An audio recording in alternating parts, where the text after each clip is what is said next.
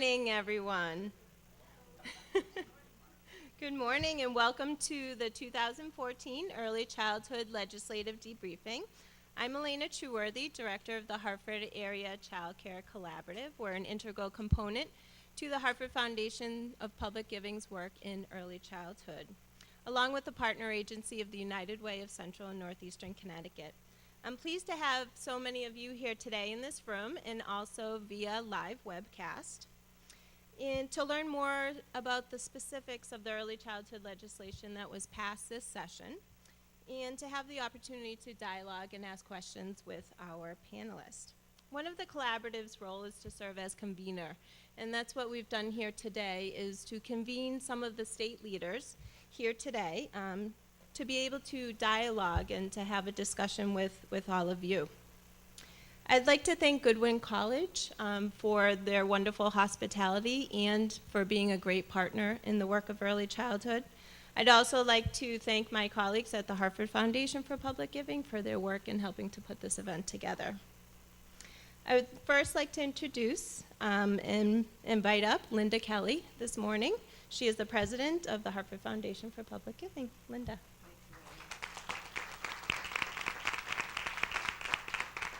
Good morning, and thank you to all of you for coming out. And I'd like to issue a welcome on behalf of the Hartford Foundation, my colleagues on the staff there, of course, our special project, Elaine, and those who comprise the Hartford Area Child Care Collaborative. And we're very pleased to be partnering with the Connecticut Commission on Children in bringing this forum to you today.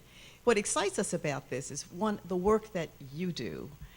The panel is here to talk to you about some of the things that have happened in this legislative session, but it's all to improve the quality of work, to move forward the common agenda that we have in terms of providing a high-quality early childhood experience for every child, and many of us say especially those most disadvantaged, to provide a high-quality experience for them in their development and in their education. This is totally aligned with where the Hartford Foundation for Public Giving is. We are focusing very heavily. Our major priority at this point is high-quality education for all children in the region. We want to ensure that every child enters kindergarten ready to learn and graduates high school prepared to succeed. We know that that begins at birth. The work that you do in the early childhood arena is critical. So today we get to learn about the key public policy matters that have occurred over this last session that allow us to move forward in that work. And what I like about the way the session is, and our wonderful panelists and the work that Elaine has done in pulling it together, is it's not designed just to be a sit and listen. This is an opportunity for a discussion so that you can bring your expertise and your questions and comments to the ears of these fine people who have public policy positions on a statewide and a systemic level. So thank you so much for being here, and I look forward to the program.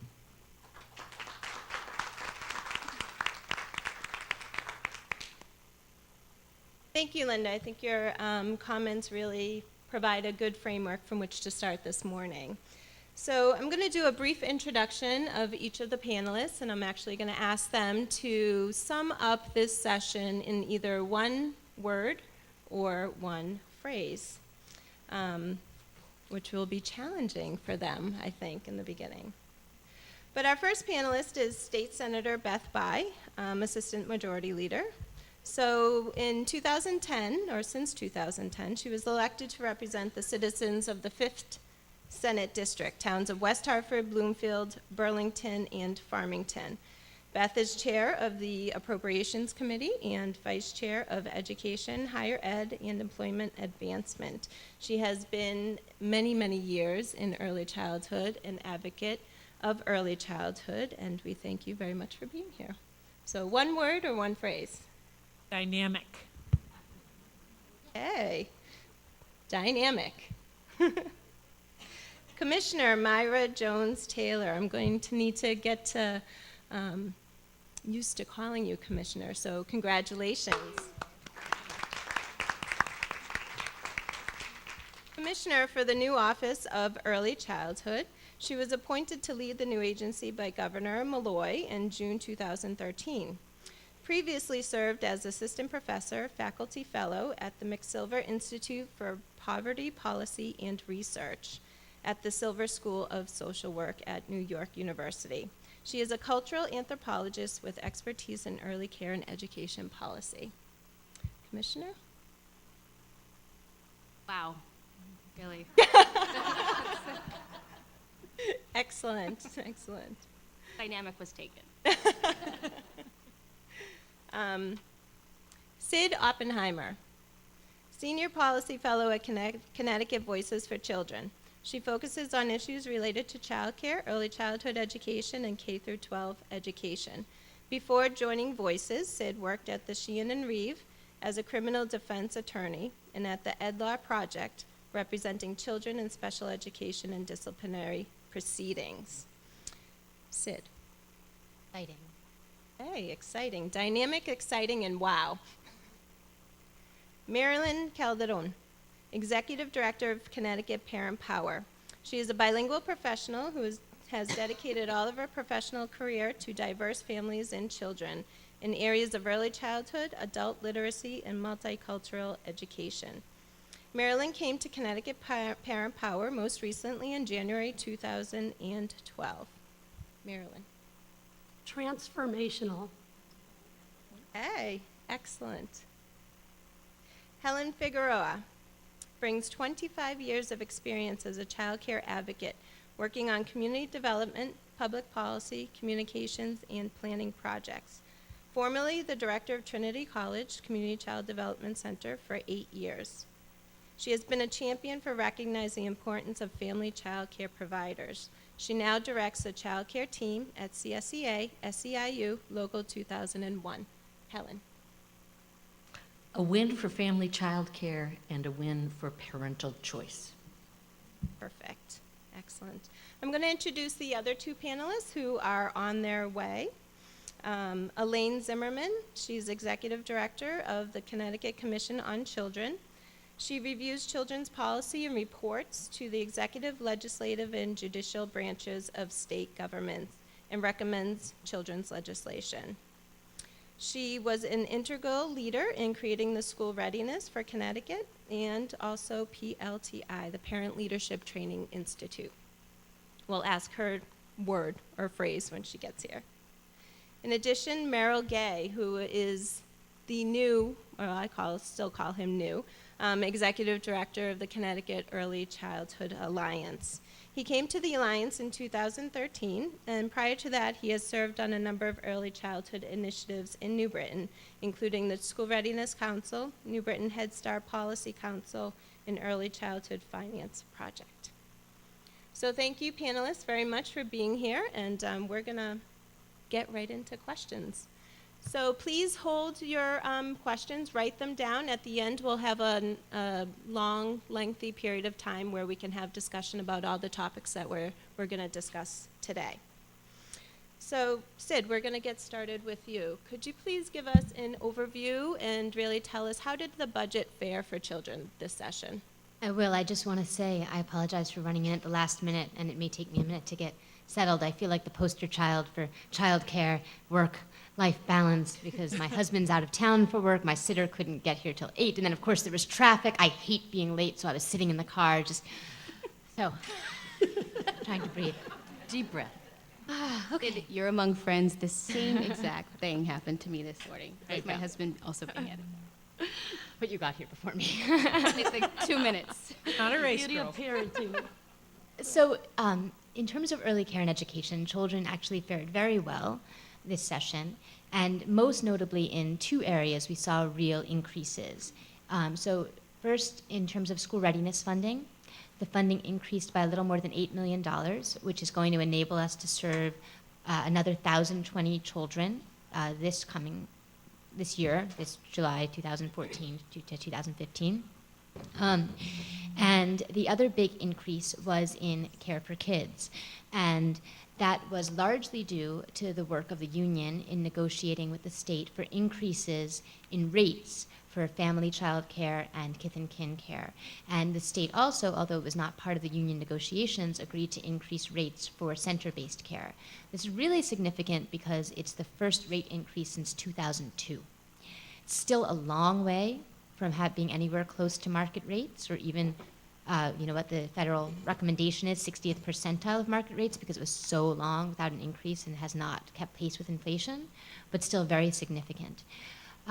The increase in Care for Kids also allows for additional things that were negotiated by the union in terms of professional development for family child care and other things. I'll let Helen speak a little bit more in detail about that. And then there was some additional money that is allocated to account for anticipated caseload increases. So all in all, we saw $15 million more put into Care for Kids. Other than that, there was additional money that has been put into the Office of Early Childhood to begin to do its quality rating and improvement system, which they are now focusing on the quality improvement element, and I'm sure that Myra will speak more about that. And then we held steady in most of our other areas, so things that we care about, nurturing families, school-based health centers, family resource centers. So, we really saw an increase in most areas, in some significant areas, and holding steady in the others. So I think a win for early care and education. In your packet, you also have a document that Voices did that talks about a broader budget for children, where at Voices we look across a number of issue areas: health, mental health, child welfare, juvenile justice, early care and education, K through 12 education. And so that tries to take all the work that we do and put it in one place to get a real sense of how are children faring overall in all these areas that impact them.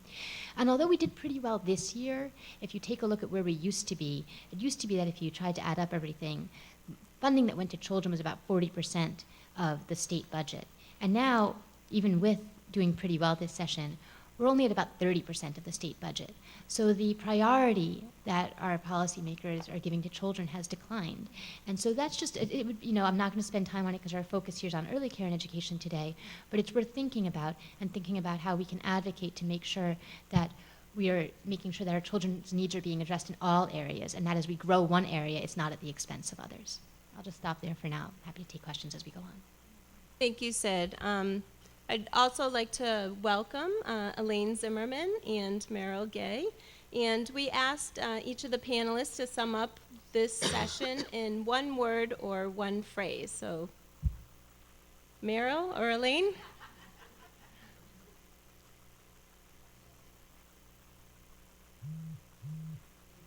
Unpredictable. Ah, okay.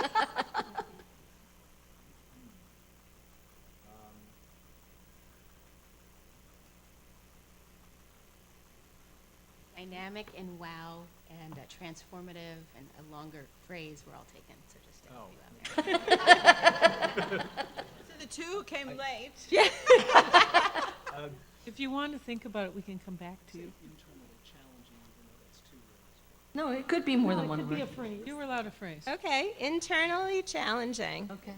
Very well, we'll hear more about that as we go along. So Senator Bai, you were appointed chair of appropriations this session. First of all, congratulations on having such an important leadership position. And in your role, as we just heard from Sid, children fared better this past session. Do you think that there was support on all sides, and do you feel that this support for early childhood will continue? That's such a great question, because I can remember sitting in forums like this saying, quick, we have a window, so we got to get everything we can before we focus on something else. And I would say that because of a number of things nationally, I heard Art Rolnick last week when I was out in Minnesota, some of the payback on investments, some of the research about early brain development.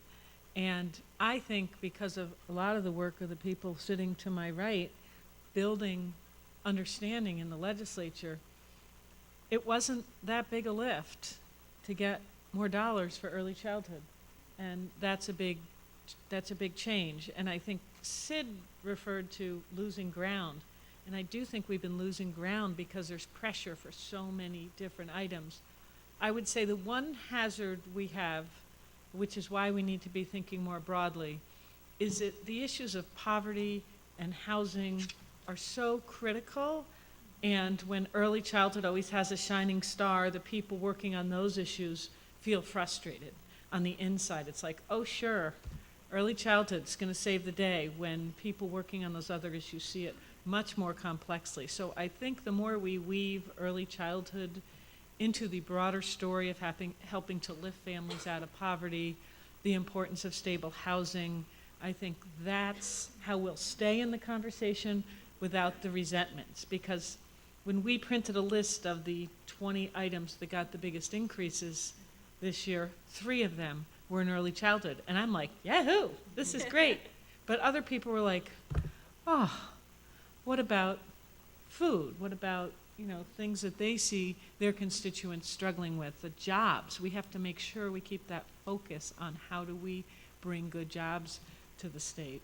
But if we make childcare part of that discussion, that helps. And I think Elaine's work bringing the 2 generational strategies to our attention, and this idea that it's not all about the children, it's about the family and helping lift them out of poverty. I think that's how we'll stay in the limelight. If we just focus on getting kids preschool without the more comprehensive infant toddler picture and the poverty picture, I think we'll start to lose ground. Thank you. So, Commissioner, all of us up here, along with many who are in the audience, fought hard to get this new Office of Early Childhood. And I believe there are only 3 other states that have this type of infrastructure already in place, and so we're really at the forefront nationally. And this was an extremely important step for Connecticut. Can you tell us, what is the OEC all about? What's its mission and vision, and how is it important to children, families, and providers? So the Office of Early Childhood is a standalone agency. It is, I report directly to the governor. There are no other commissioners that I have to ask for permission when it comes to budgets or anything like that. However, I do collaborate, and our agencies collaborate quite a bit. There are many agencies that we work with to make sure that we, exactly to Senator Bai's point, that early childhood is part of the puzzle, and it's not a magic bullet. It will not solve all social ills, and I know we want it to.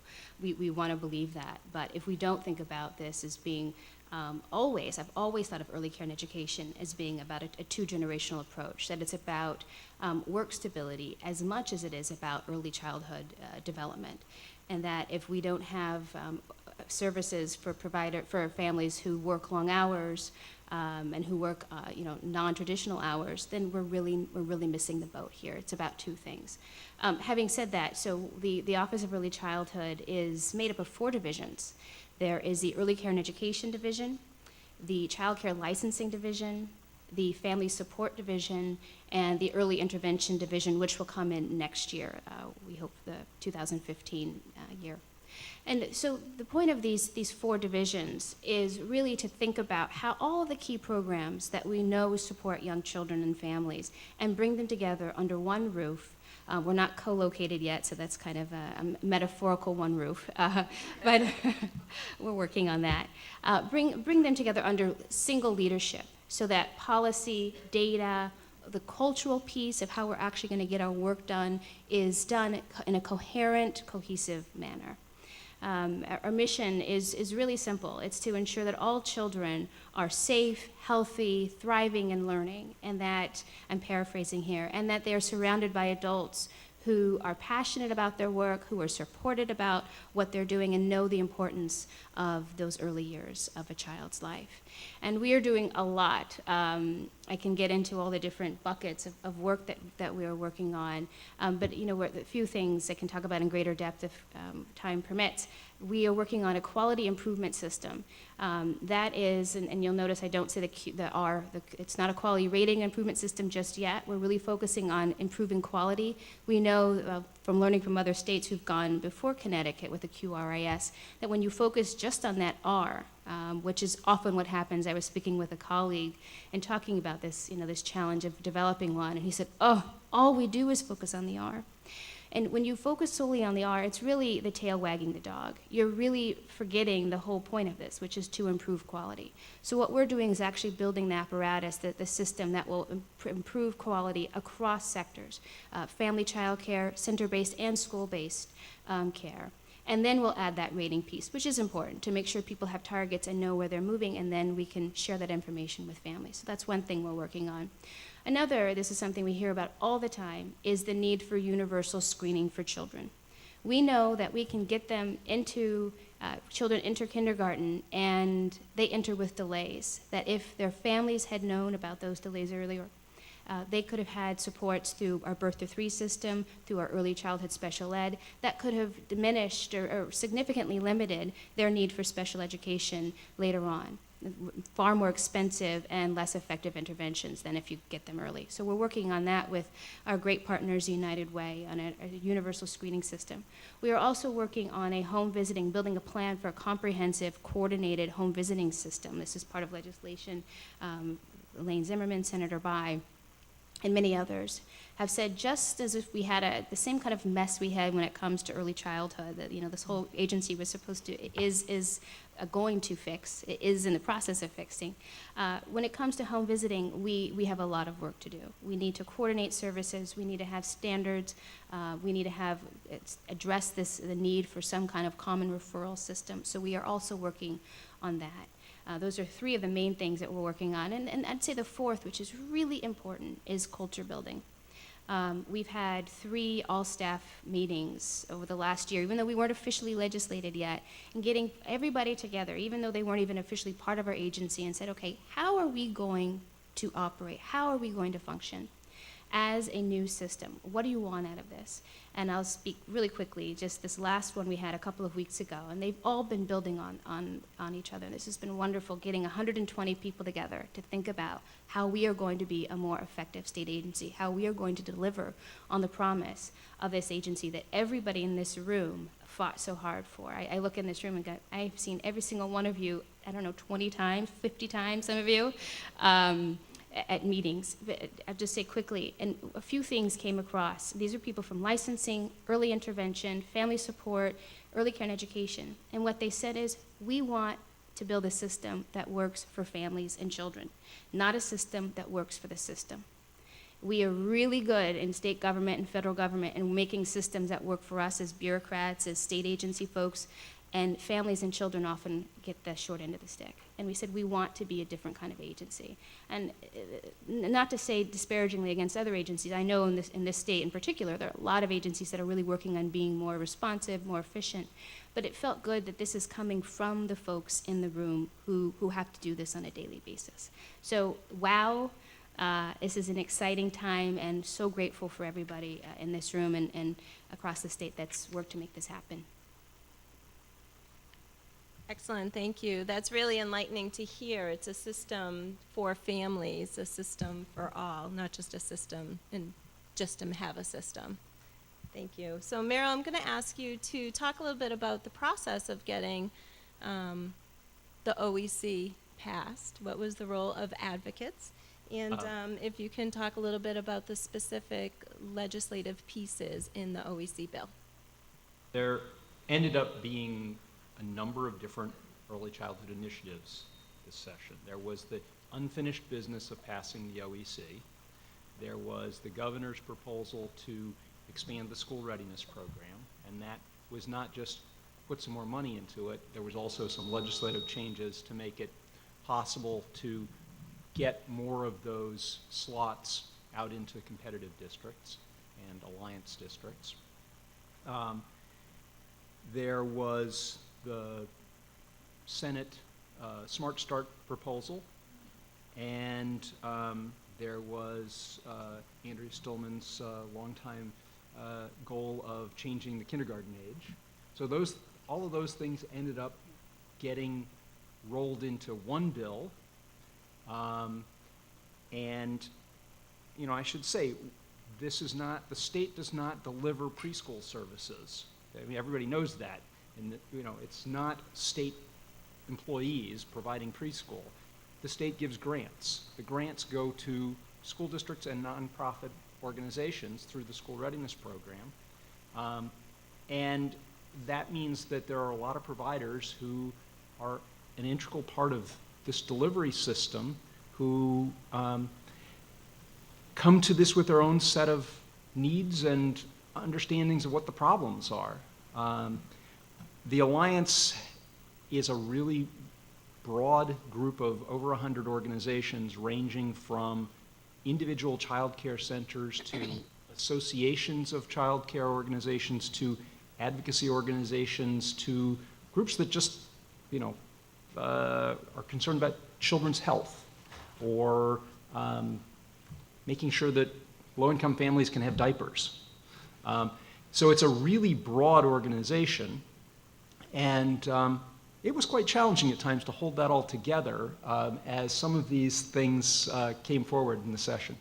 If you don't know about it, we have what we call a legislative caucus, which is every Monday morning, advocates gather at the Capitol and meet with a group of legislators to talk about sort of where are things now, what needs to happen next, this is what we're hearing, or what about this idea. It's a good place for feedback for the legislators to figure out, where is there something that is going to run into a firestorm of opposition, where's something that, where is this in the bill? We need this in the bill.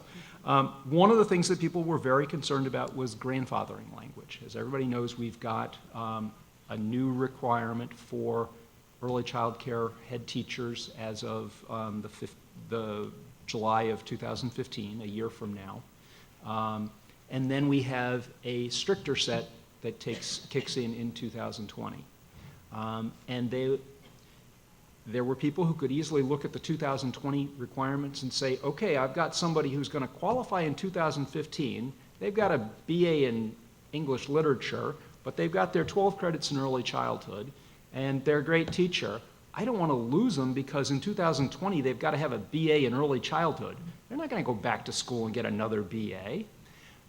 So that grandfathering language was in the original OEC bill that didn't pass last year and carried forward and got passed this year. As part of the Smart Start proposal, there was a good bit of controversy among the providers. We are now at about 80% of children as 4-year-olds attending preschool. How many of you have heard of the 80-20 rule? You get most of your effort done, most of your impact with 20% of the effort. To get the last 20% of impact, you've got to spend a lot more time and energy and resources. We're at that point. We've got 80% of our kids in preschool. Quite frequently, to reach the last 20%, it's not the same things you did to get the 80% that you need to do to get the last 20%. As we have seen declining birth cohorts, we've seen preschools struggling to fill slots. And the idea that, okay, we're going to have 1,000 more slots through school readiness, and now there are going to be more slots through Smart Start, and they're going to public schools, left a lot of community providers really worried. Okay, I'm having trouble filling my slots now. What happens when the school district opens 80 slots? What's that going to do to me? So there was a lot of fear, and that created a good bit of angst, let's say.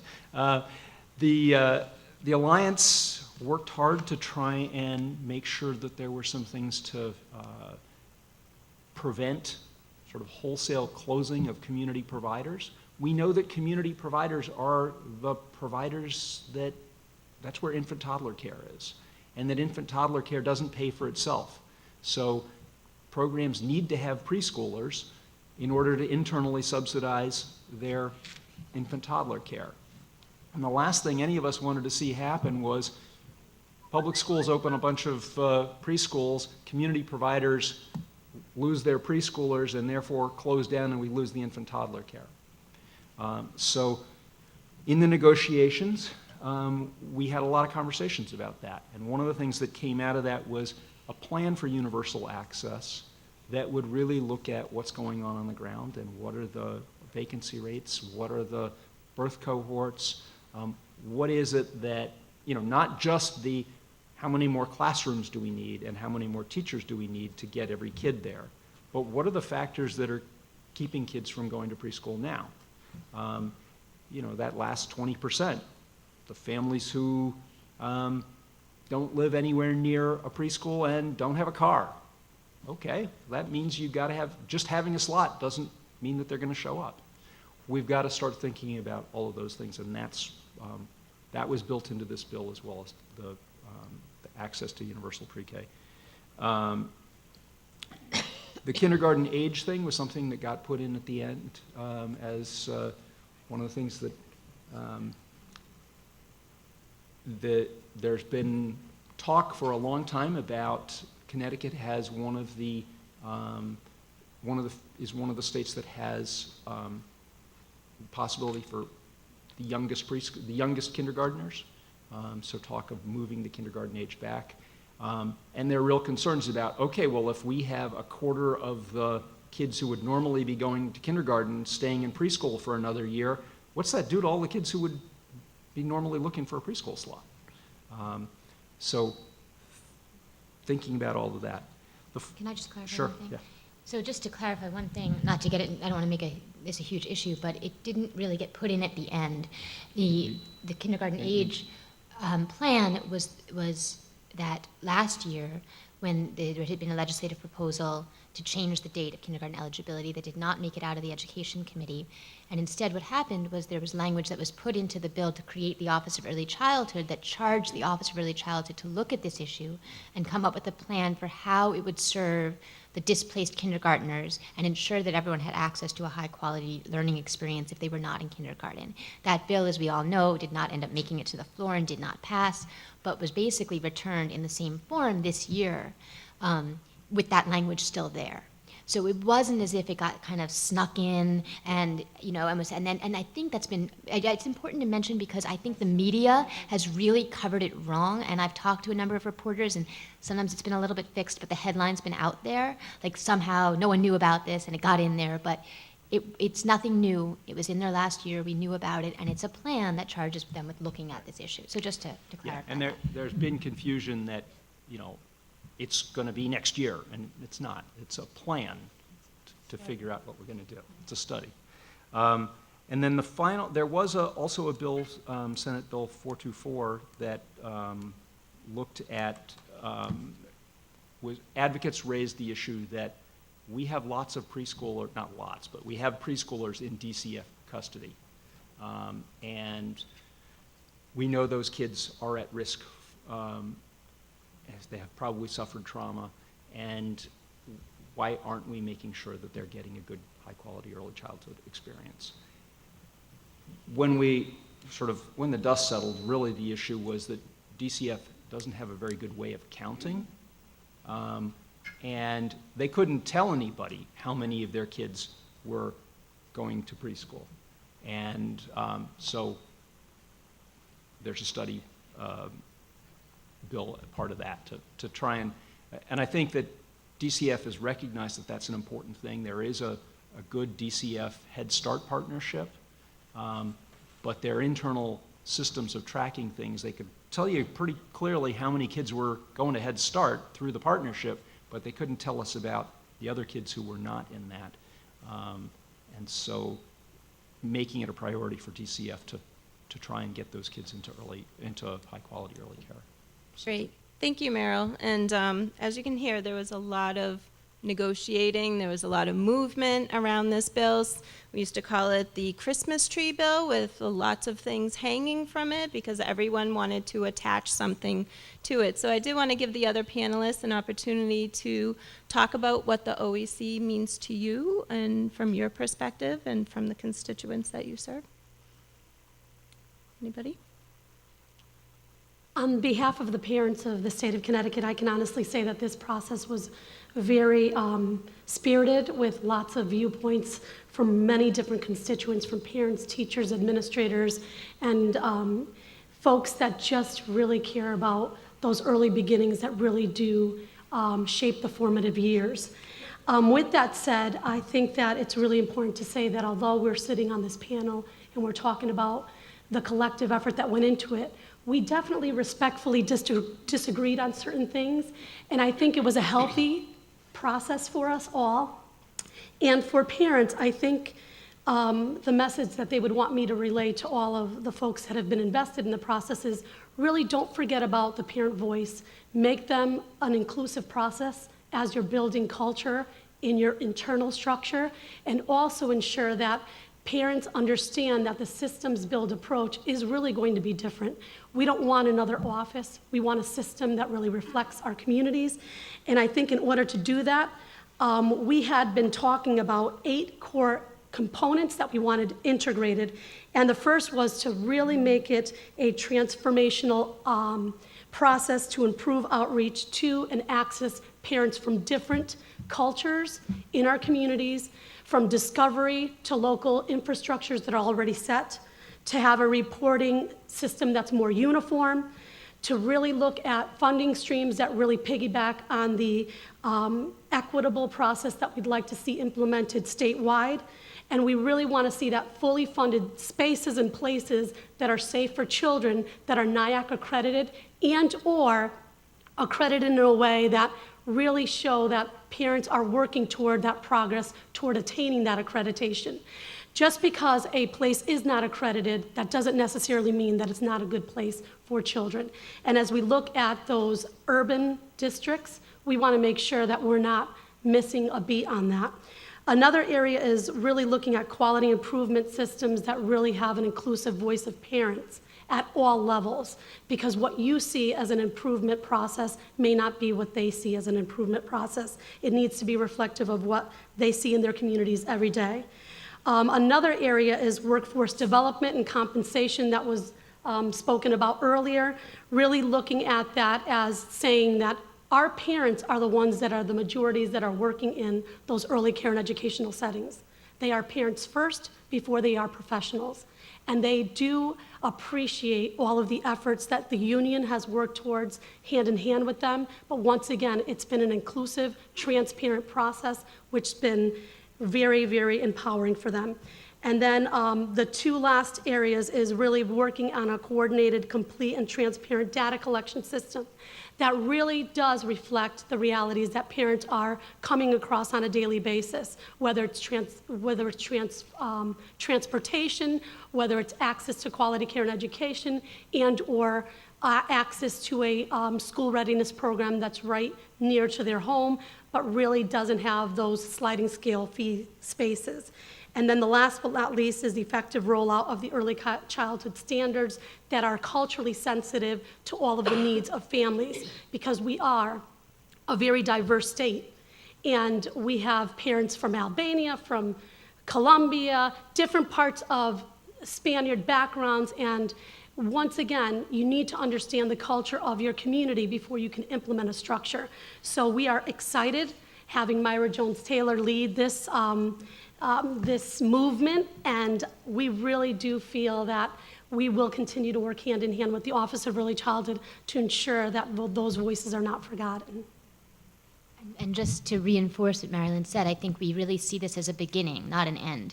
That it was wonderful to get the Office of Early Childhood in legislation, but it's really just the start to the process of building a system that will do all of those things that Marilyn spoke about. That the office needs to be more than just a roof under which all the existing programs operate, but continue to operate in isolation from each other. It needs to be rethought, re-envisioned, and the office now has the power to do that. I just have to say, if anyone out there is tweeting, Marilyn's words, we don't want an office. We want a system that works for families. I don't think you could say it any better than that, so hashtag HACC. Hashtag Marilyn. Great, thank you. Elaine?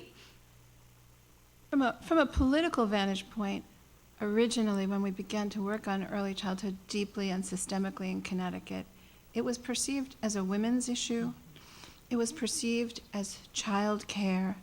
The only way we were able to move the agenda was when we changed the language from child care to school readiness.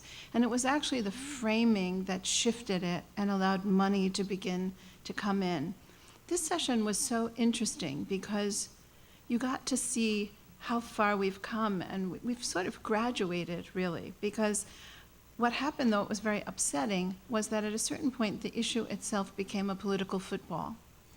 And that's a very good sign, because when it's perceived as just a women's issue or something that should be taken care of at home and shouldn't be something that's discussed in politics, it's not a political football.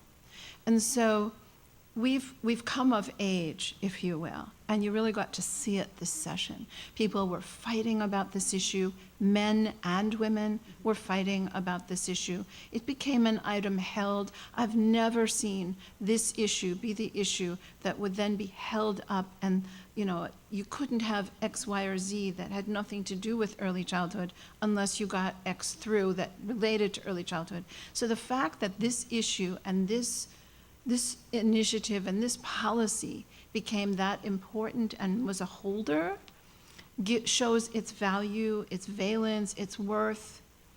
That's incredible. But it also means that we have to graduate strategically, and that we can no longer be focusing on early care in a segregated way. And I totally agree with Senator Bai. I think that many people will think that the Office of Early Childhood is the equivalent of, well, they got married and they bought a house.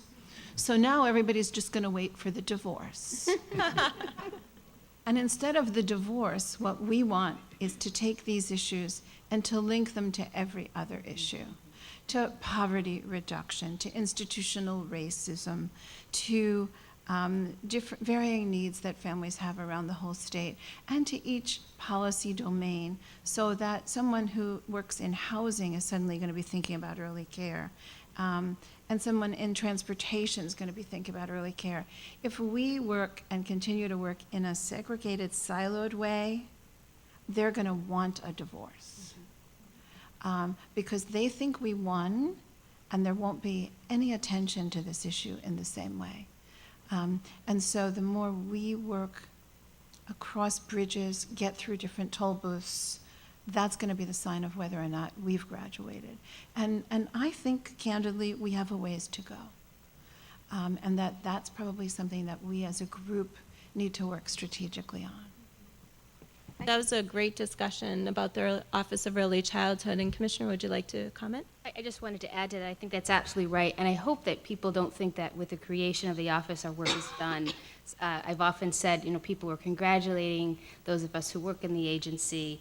And I always say, congratulations to you as well, because this is all of our jobs. And this is not something that is complete with the creation of this agency. We have a ton of work ahead of us, and we are dependent on you all to continue to push us and to support us. And I would just pick up on something Elaine just said. I think there's great opportunity, and I'm already seeing it, with having one, focal point around early childhood issues that commissioners, that agencies, nonprofits can point to and immediately find this is the place to go when I have a question about X. And so all questions with Commissioner Katz, for example, about childcare for children in DCF. One thing I want to say to add to Merrill's point about the challenges, DCF does not have children who just come into DCF involvement and that are aligned with our school readiness enrollment process. So one of their biggest challenges, and I see Stephen Tracy are nodding his head from DCF, is that we have families who are children who need care December 15th when school readiness slots are already taken. So having conversations with Commissioner Katz about how we can be more creative. Can we set aside spots that are just for DCF involved children and think creatively about, hopefully those spots aren't filled, but if they are, we have a place for them. And if they aren't, what do we do around quality improvement, around using that for behavioral health interventions in that center? We can do creative things. The other thing I'll say, the last point, is that there's in terms of this opportunity, is I think the cabinet, the cabinet, one thing we haven't talked about, the early childhood cabinet is shuffling and shifting a little bit. And we'll be seeing more of this at the end of the summer, so stay tuned. But one thing I went to the governor and lieutenant governor about a couple of months ago. I said, I would love for this to not just be kind of a board of education or board of early childhood education that's just weighing in on the Office of Early Childhood, but is really thinking about systems and how there are many other agencies that still have a stake in the lives of young children and their families. And so using the cabinet as a way to do that, and actually having some thematic issues that we will think about around poverty eradication, around unstable housing perhaps, around homeless children, taking what are our biggest challenges here when it comes to young children, and how are other agencies, stakeholders in this, and how can we work collaboratively. So I hope you'll pay attention to that. But again, there's so much more potential when it's clear who is, where the authority lies when it comes to early childhood. So I just want to be clear, we don't think our job is done, and we have a lot of work to do, and we are depending on you to help us get it done. Thank you, and we'll come back to ask you what providers and families can be looking out for out of the Office of Early Childhood in the near future so that they can prepare. But I want to make sure that we involve the conversation about family child care into this, because they are a huge component of what makes a system for early childhood and caring for the majority of the infants and toddlers in the state. So, Helen, can you talk to us a little bit about family child care? What happened this session? Actually, before I begin, I wanted to give a shout out to Carol Sinecrope, who's sitting in the front row, because she was child care provider for my own daughter. Oh. I won't tell you how old my daughter is. But a big reason why she is the wonderful young woman that she is today. So thank you, Carol. One thing that I would be remiss in not saying is that the whole union movement was really a movement and continues to be a movement driven by the family child care providers themselves. As Sid indicated, it's been 13 years since the last rate increase for Care for Kids. That's a long time for anybody without a raise, whether you're a center or an independent family child care provider. And it was a six-year struggle just to get a law passed to allow collective bargaining between the state and family child care providers who are receiving the Care for Kids child care subsidy over that program. What we can bargain around is the Care for Kids program. And a 2-year process over the last couple of years in actually coming to a collective bargaining agreement, union language, that also means a contract. And 15 child care providers spent 9 months with the Office of Early Childhood negotiating what I think is, you use the word, a transformational contract, because no longer will Care for Kids be a custodial babysitting program.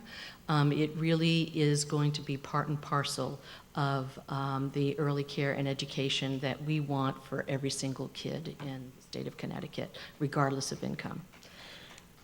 Thank you. I think the most important achievement of the contract is really preserving family child care as an option for families.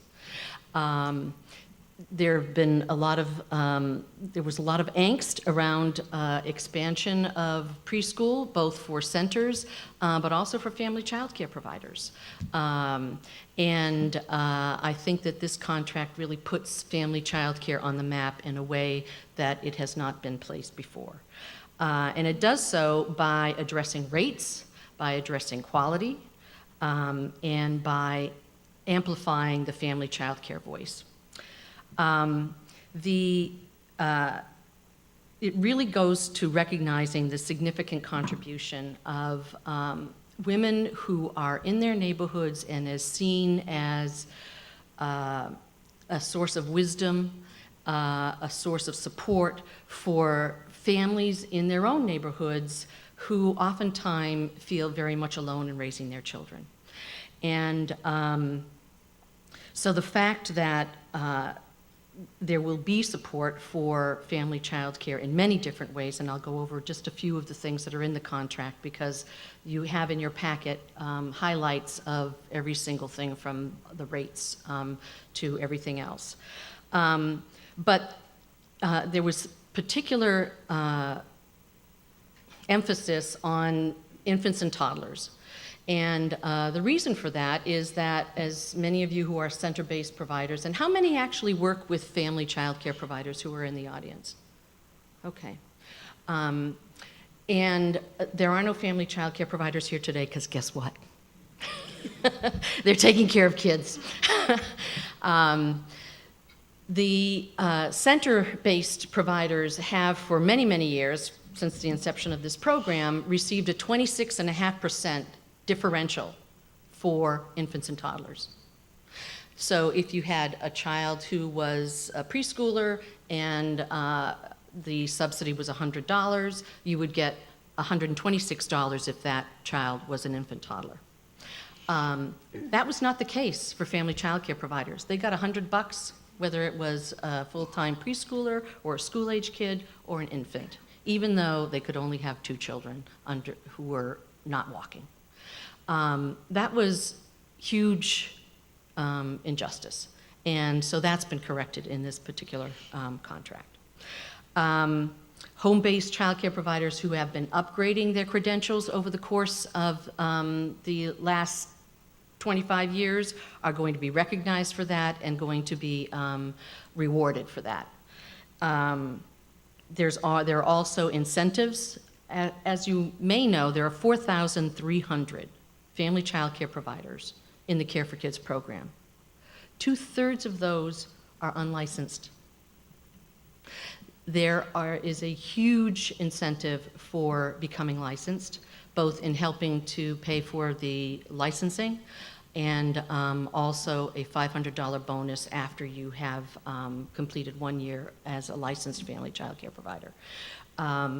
The health and safety of children is really critical and should be part of any program that's subsidized with state and federal dollars.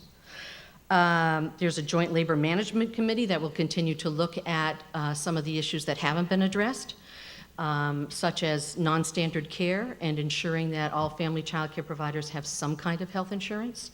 The union itself, over the last campaign for Obamacare, basically put on 1,000. We actually enrolled 1,000 people in healthcare during that period of time. So we are really, really committed to that. We like to say that there are 10 great reasons for loving this family child care contract for family child care providers. I've mentioned that I haven't mentioned that the guaranteed rate increases for the next 4 years, incentives to get licensed. I mentioned something about the infant toddler rates, reimbursement for taking classes, an ongoing voice for the Office of Early Childhood. With the Office of Early Childhood, we'll actually have family child care seated at the table on the cabinet. Grants for improving safety and quality, some home improvement money, and $500 bonus for getting your CDA, and union support when you need it. If you're having difficulty getting through Care for Kids, if you're having difficulty in any aspect of your work as a business provider or as an early educator, the union will be there for family child care providers. And I do think that really the most important thing is bringing home-based care into the mainstream conversation of early care and education is really what the contract does.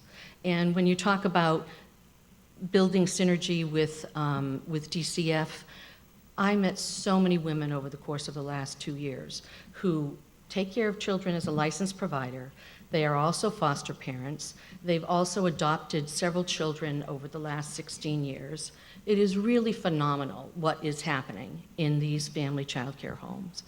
And when you're looking at DCF and December 15th, sometimes even if it's a 3-year-old, the big, huge center is not the place because they never got that skin-to-skin contact that babies need.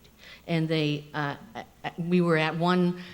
was at one home about 4 weeks ago, and was a group of family child care providers, and the woman whose home we were in, her daughter was holding a baby, and I said, oh, you know, what a beautiful baby. This was a foster child, and this was after hours, and oh, my mother just wants this baby to be held all the time.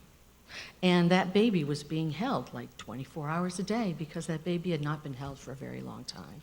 And these are the kinds of things that can happen in family-based care that can't necessarily always happen at a center. And I ran a great center for 8 years that had infants and toddlers, and we did really good work.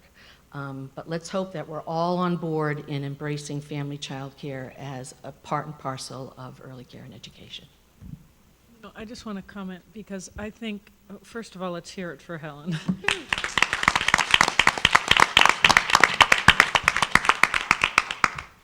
It's so easy to underestimate, with all that went on this session at the legislature, how critical what happened for family child care is for the brains of babies and children in this state.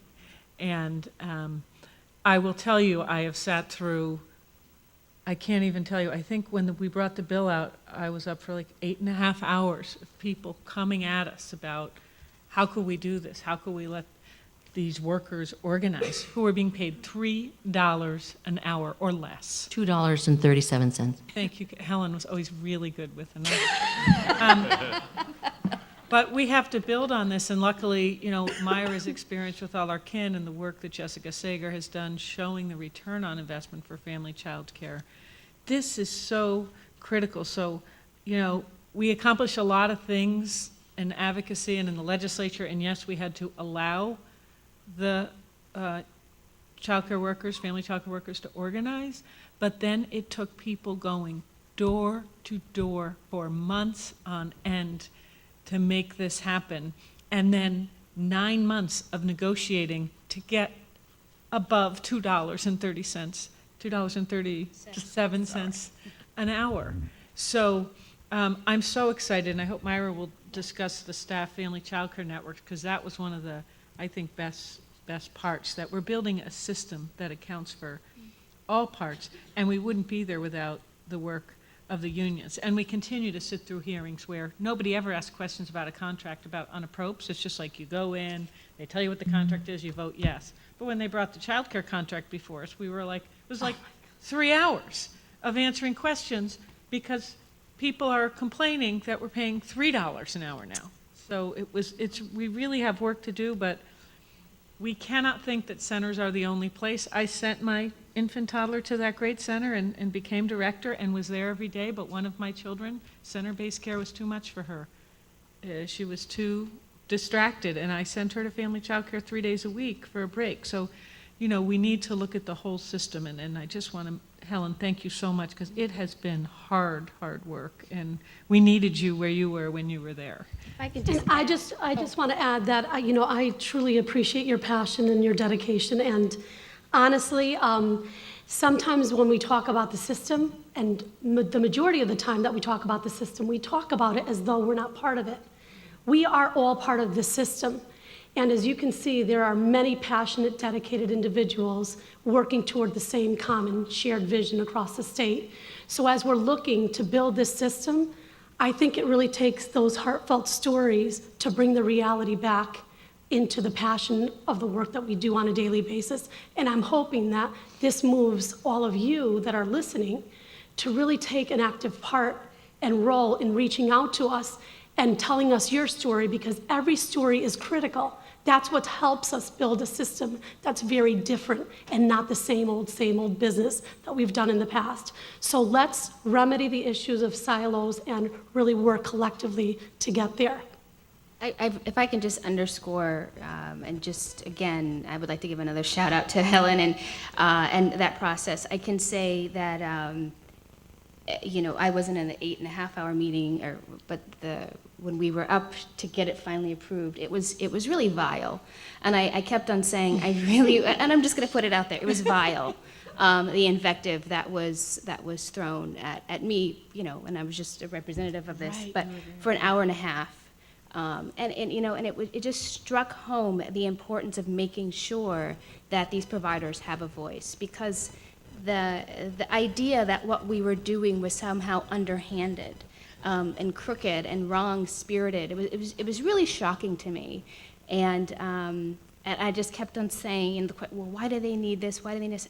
Because they take care of our most vulnerable babies. How can you argue against that? But it was really interesting. So I think we have a lot of work there, and I will just say that, in these negotiations, what I was struck with constantly, and even some of the toughest people in the Office of Labor Relations who do this for a living and do these negotiations, they came up to me and said, they really care about quality. This isn't just about, getting an increase in rates. This is really, really personal, deeply personal for them. And it was really an incredible opportunity to raise raise attention on this sector that has been undervalued, but has been doing so much work. And I just think this is one of the proudest things that we did this year, is really bring attention to that. And we have a lot of work to do to support those providers. And there's so much good work that's happening across the state. With all our kin, the state of Connecticut, people are looking at what we're doing for family child care, and it's really exciting. And I think with this SEIU agreement, even more so. So really, let's make sure that we keep parent choice, and wherever they choose to send their child, our job is to ensure that it's high quality, and not to make them feel like they're making a bad choice for their children. So I think we're starting to understand why the words at the beginning were wow and amazing and transformational, but also I think one was disagreement or negotiation, and so you're starting to hear what was behind some of these bills and language that was passed. An important piece is the two-generational approach and the work in early literacy. And Elaine, you had a major role in that. Could you please speak to that? Sure. Well, Senator Bai had a pivotal role in this because she and Representative Walker really, really moved this. And I'm proud to say that we're the first state in the country to have a two-generational statute, and that this has been immediately recognized by NCSL, by the Aspen Institute. You want to just go, duh, but you can work with children. You can work with parents. You can work with both. If you work with both parents and children, you garner greater efficiencies, your outcomes are better, and it's family-focused rather than agency-focused or funding stream-focused. Government across the country, not just our state, has split the child in half and has forgotten the family, the parent. And yet, all the research shows us that there's a total connection between how the parent does and how the child does. That's what we're talking about here. And so the fact that we've stopped working in a way that is two-generational is a tad scary, a bit shocking. And in our state, Senator Bai and Representative Walker held a hearing in the Appropriations Committee on two-generational. There were other bills up that day. The timing of the calendar was such that it afforded us truly a few hours. The Connecticut Association of Human Services was an incredible partner in this. We had families who were English language learners. We had children come testify. And essentially, the Appropriations Committee had the time to be saying, you're kidding. We have as many parents without high school degrees as we have students in this state. Are you serious? How did that happen? How did we miss this? And what can we do to work together? And Senator Bai and Representative Walker put language in the implementer that requires a two-generational school readiness plan to promote long-term learning and economic success. You've got it in your packets. For low-income families, that is both paying attention to early childhood, but concurrently paying attention to all the issues that parents face that are low income, including high school diploma, adult ed, technical skills for employability. And the language also says that we can look at and review funding for implementation of a two-gen plan. This two-gen plan is not going to be in one agency. It's a statewide two-gen plan, and I'm really pleased to tell you that we already have the Children's Committee agreeing to change how we do business, and in all presentations in policy forthcoming, there will be a two-gen question to open it up. I'm pleased to tell you that we've already been assigned to come up with a two-generational metric that we would be using to evaluate all children's policy. So, and I'm hoping that the Appropriations Committee would similarly have a 2-gen question, so that separate from any process or requirement, the same way we changed how we did business in our state with a results-based framework in appropriations, we could begin to, when we hear a children's bill, say, well, how are you dealing and working with the parent concurrently, so that it becomes family-focused rather than funding stream-focused. On the ground, we have one of the best even starts in the country. The data reveal incredible gains. We are revisiting and retooling our welfare laws this fall, and I'm pleased to tell you that we're embedding 2-generational in that also, and that Aspen Institute will be partnering with us. So we're hoping to change how we do business. We're going to be putting on a very different pair of shoes. And it's back to what Senator Bai was saying earlier. By focusing on a 2-generational, you create a circle that disallows people to put one issue in a closet and then say, this year we're focusing only on jobs, instead of the children and the parents where there's a need for economic stability. So that was a major gain. Another major gain this session was in literacy. We did, in the budget, get dollars for a reading director for the state. And the reading director is going to report directly to Commissioner Pryor. So though we might have a turnaround director, et cetera, with the highest achievement gap in literacy in the country, it seemed important to elevate literacy and to have someone expert in the research, expert in implementation, and expert in bridging what needs to happen that would be research-based and really helpful for young children, for K through 3, and then for 3 through 12, for those who are not literate and dropping out. All the research shows us that if you can't read by 3rd grade, you're a dropout. So, and that's certainly been the case in our state. It shows itself by race and class, so that 75% of Blacks and Hispanics in our state are not reading at goal. 50% are not reading at proficiency. This is a scandal, and when the data were revealed, nobody acted as if it was a scandal. That was the real problem. People simply talked about the cost of affecting any change, and did not show concern about institutional racism. So we're changing that. This also links to the Achievement Gap report, which has been released, and you should each have a copy of the Achievement Gap report. I believe it's outside on the table. The Achievement Gap report was released by the Achievement Gap Task Force. The interagency task force to implement the findings is led by the Lieutenant Governor, Nancy Wyman. The commissioners of all germane agencies sit on that group so that they're working together. There will be a bill every year for the next 7 years on the achievement gap. The Children's Report Card has agreed to do metrics on the items in the Achievement Gap report so that every year we will be publicly exposing the trends. And also in the budget this year, we were very lucky to receive dollars for, Representative Rojas really helped with this, to bring in the Shoutout Foundation, and they are going to do an analysis of, by race, of what's happening to, in particular, our Black and Hispanic boys. And this is going to begin in early childhood. It's not going to begin in kindergarten. So we'll be looking at race as we look at outcomes and how our children are faring.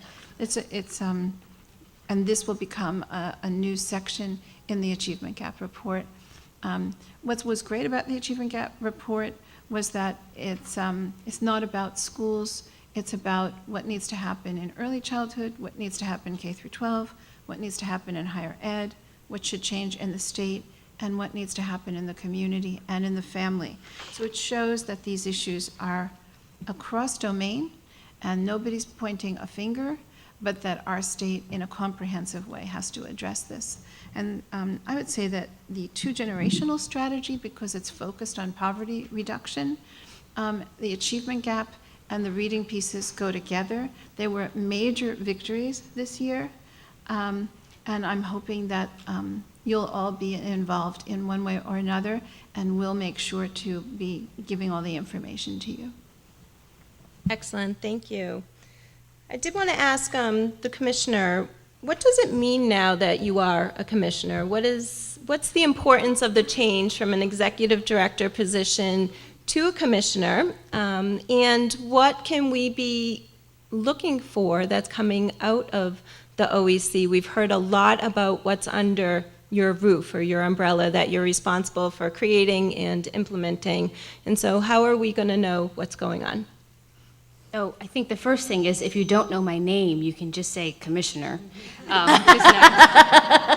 People always stumbled, director, what do we call her? At one point, and the governor does know my name, and I always laugh at one point, he said, the doctor, which I thought was great, which is helpful that I have a PhD so people could kind of say that. So the commissioner, so there's that. I'm being lighthearted here. I think what it does, it sends a message that the agency head, the head of the agency who has the authority to make a difference in the lives of our youngest children is on par, is on equal footing as all the other commissioners. We have different sized budgets, we have different sized staff, but we all report directly to the governor. And I think that makes a huge, huge difference. I think, language makes a huge difference.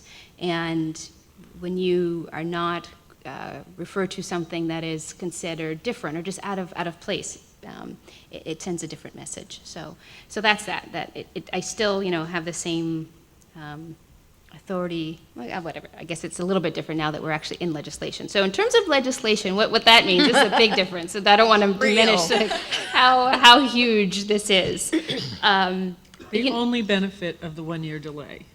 Yes, that's right. And it's a benefit. That is exactly what Senator Bai said to me, which was really awesome. The only benefit, but I think this year has been amazing, and it allowed us to galvanize more support and really and continue our work. I'll say one thing that happened when it didn't pass last year. I had a good crying fit that night, and then the next morning I woke up and said, we're doing this, doesn't matter. And we really did operate as much as we could within the eyes of the law, as if we had been legislated.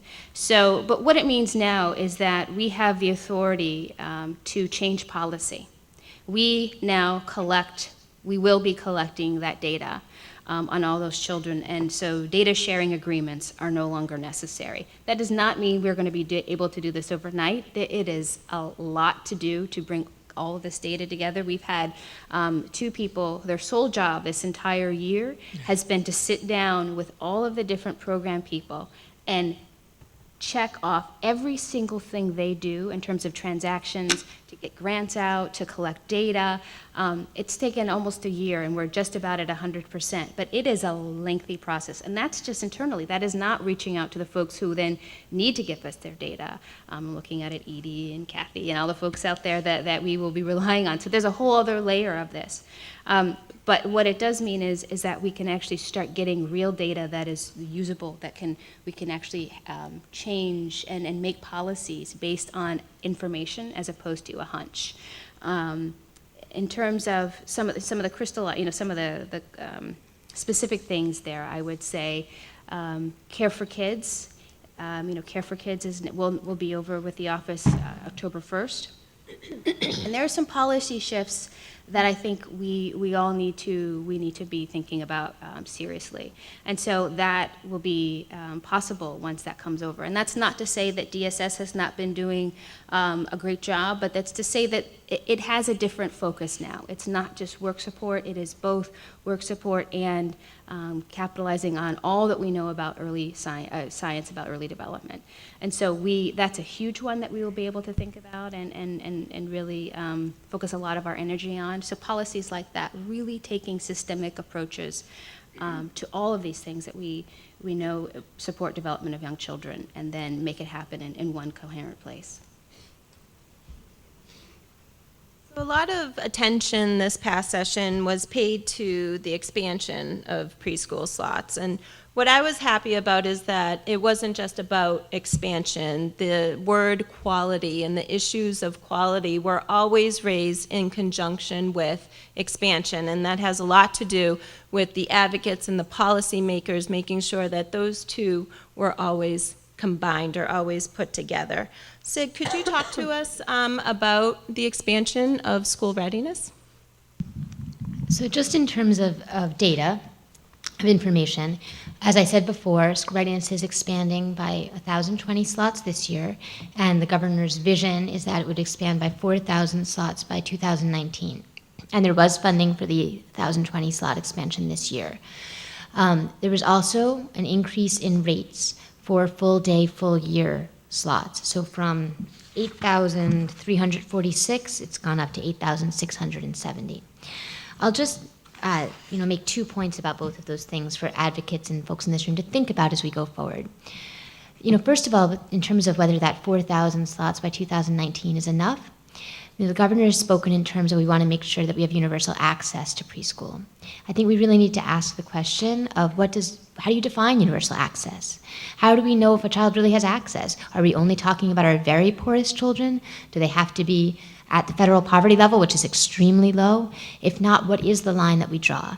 And if we don't want to talk about universal access, do we want to talk about universal preschool, which is what some other states are talking about? The way that every child can attend free public kindergarten, do we want to talk about every child has a free preschool slot, every 3- and 4-year-old? These are decisions that should not be dictated to us. They need to be coming from parents, from providers. They need to be the conversations that we need to be having so that we can voice what we want and not just accept what is given to us. Then the second thing with regard to rates, the governor proposed a slight increase in rates. The legislature came back with a slightly higher increase, though focused on full day, full year, because that's where the greatest, disparity is in terms of if you look at hourly rate. But that's not nearly enough to pay for the cost of a high quality preschool slot. And we did some looking at, studies that have been done to say, how much is really a high quality full day slot, full year slot, how much would that cost? Your minimum is like 13,000. Some studies say closer to 19,000. So 8,500, it's just not getting you there. Even if you say some of those slots get Care for Kids, let's factor that in, let's factor in parent fee, you're still up only at about 11,000. So you're still really below where you should be. So when we went and testified on that, we said, look, we're so happy you're talking about quality. We're so happy we're increasing rates. Like, that's great. But what is this marginal difference going to do? We really need to be talking about what does it cost to fund a high-quality slot if we want to make sure every kid is in a high-quality program, and that we're attracting and retaining high-quality teachers that have bachelor's degrees, because they can go somewhere else and get paid more, right? Why not go to public school with your pre-K to 3 certification? So what do we have to pay teachers to make sure that we can get and keep them, and what does that mean in terms of our rates? And I think that that's, not to denigrate what happened this session, which was great, but it's a beginning, not an end. And that conversation needs to keep going. Thank you. Another part of the expansion was the Smart Start. Senator Bai, you were a major proponent of the Smart Start, and can you tell us what it aims to do or what it's all about? Sure. What it aims to do is to take advantage of, you heard, I think it was Merrill talk about a demographic shift where our populations are decreasing and there's space in our public schools and there's increasing interest among districts to see what role can they play in providing access to preschool. Sid talked about school readiness. That has been primarily focused on priority districts with some focus on competitive districts. Over the past decade, poverty is growing much faster outside of the priority and competitive districts than it is in those priority and competitive districts. So everyone keeps talking about universal preschool and then puts more money into school readiness. Well, that helps certainly a proportion of our students, and large pockets of poverty, that helps, and that's so important, and that's a critical part of it. But there are all these other districts and towns that are not priority or competitive who are dealing with children coming without preschool. In my other life, I work at an organization called Great by 8, and we've been looking at data about preschool access in our community. Well, it might surprise you to know that in a town like West Hartford, if you're poor, your chances of attending preschool are about the same as if you're poor and you live in Hartford. That is, children on free and reduced lunch attend preschool at about the same rate as children on free and reduced lunch in Hartford attend preschool. So what do? You get 15 school readiness spaces in a district of 10,000 children where you know there's a percentage of children who don't have preschool. I also represent a town in Burlington, which is a very rural town, but where there's a lot of rural poverty, and they don't qualify. They're not even competitive, so they have 0 school readiness spaces. So I started the session working with Senator Williams, looking for a way to help children access preschool. And our original idea was to offer districts dollar for dollar matching on their Title I funds if they'd use them for preschool. So the thinking was there's federal money that you can use to help children get access to preschool in your schools, but you don't want to stop tutoring in 2nd grade because we know how important that is. So what can you do? So the idea was if the state gave, 5-year dollar for dollar matching grants to help those children move from not being ready, then you don't need the 2nd grade tutor in 5 years potentially. But I will tell you that when we ran this idea by superintendents and school districts, they were universally terrified to do anything with their Title I money that they weren't doing right now. And so we began to look for other ways to help school districts that, the good thing about Title I, it's focused on poverty. So we're looking to help those schools who still had high rates of poverty, but that weren't in priority districts. So, it didn't work. It wasn't going to work. So our next step was to say, let's think about just giving grants, some operational grants for districts that want to get into it, because you just heard Sid say the state is now paying $8,600 a child for school readiness, whether it's in a school or in a community-based provider. That doesn't cover it. And can the state come up with $13,000 a year per kid? I'm looking at a budget where we have so many demands and so many needs. In my mind, we need partners, and communities can be partners, just like parents can be partners and have a copay. So listening to a lot of people, early childhood advocates, other legislators, superintendents, meeting with people over a couple of months, we came up with this idea of the Smart Start, which is a 10-year grant of $75,000 per classroom offered to school districts who want to use some of that empty space in their buildings to offer preschool to children who wouldn't otherwise have access. And working with a lot of folks here, we worked to make sure the language was going to target children who were low income and who wouldn't otherwise have access to preschool. Now districts can have children who aren't low income in that classroom, and in fact we know from research that having a mix of incomes in a class has good outcomes for kids. So a district may only have half of their children may pay tuition and half may get support from the Smart Start.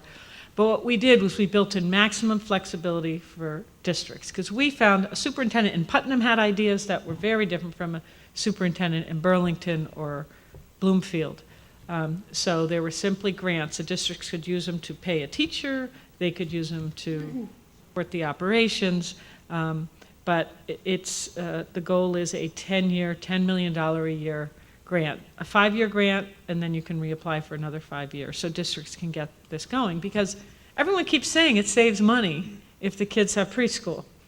But districts have so many demands, they're just not in a position right now to make those investments to save themselves the money. So the idea is, let's help you invest to save the money so fewer children will need special education, et cetera. But the other part is, there are two other, I think, really important parts. One is the classrooms aren't outfitted for young children, and that's critical. The space is different, the curriculum is different, things are different. So along with the operational grant, there is a $75,000 per classroom grant for renovation.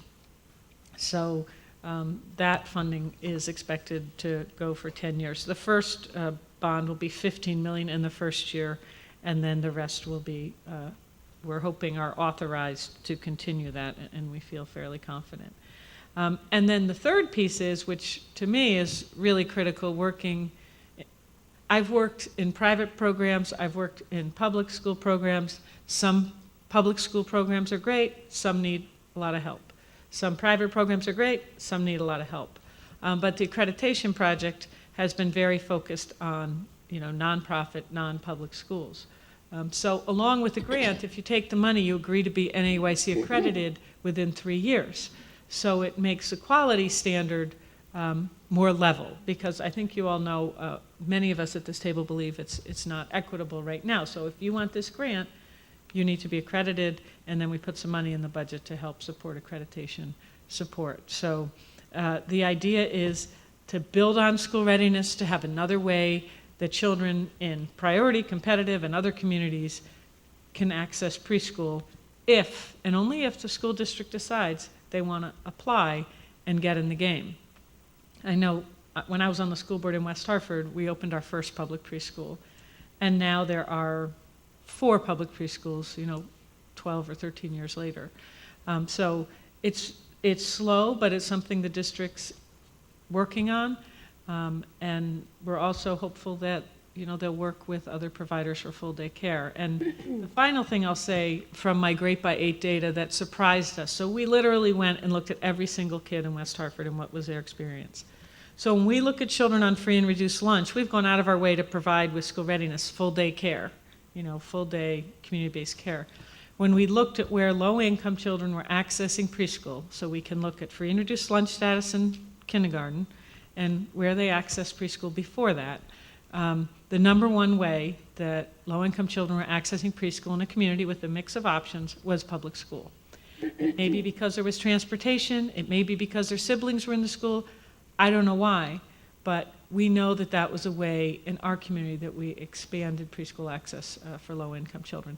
That was probably more than you needed, but I wanted to give you some context and background, and the whole idea of Smart Start is simply flexible grants to districts if they agree that they're going to meet a certain quality standard. So I know this created a lot of discussion within groups and out in the community. Are there other panelists who would like to talk a little bit about the discussions that went on about this? Okay. I think I already talked a little bit about the internal tension among providers within the Alliance about Smart Start. And the advocacy we did was to primarily focus on giving providers some confidence that this was not about putting them out of business, and that we were going to try and target these slots to places where districts could demonstrate that there was unmet need and that there were kids who weren't going to be able to go to preschool otherwise, and that there was some planful way of making sure we weren't putting lots of programs out of business wholesale. And from the parents' perspective, we are not in business to look at just one piece of the bigger picture. We're in business to really cultivate a sound system. So when we spoke to parents really wanted more options, more opportunities to expand their knowledge base on what's out there and what they want to choose as a sound environment for their children.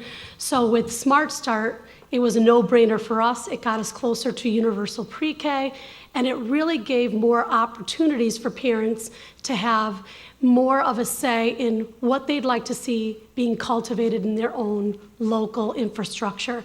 So I think that's really critical to understand that although it may have been controversial at many endpoints, I think that having those conversations with both the providers and parents and seeing how those collective efforts and relationships are really critical to the process really made it well worth it. I think we respectfully disagreed on certain pieces, but we certainly strengthened our plight to really work more collectively and share more integral insights on what would be the benefits for the greater good of children and families. So at the end of the day, parents and families have more options, and that's what we're in business to do.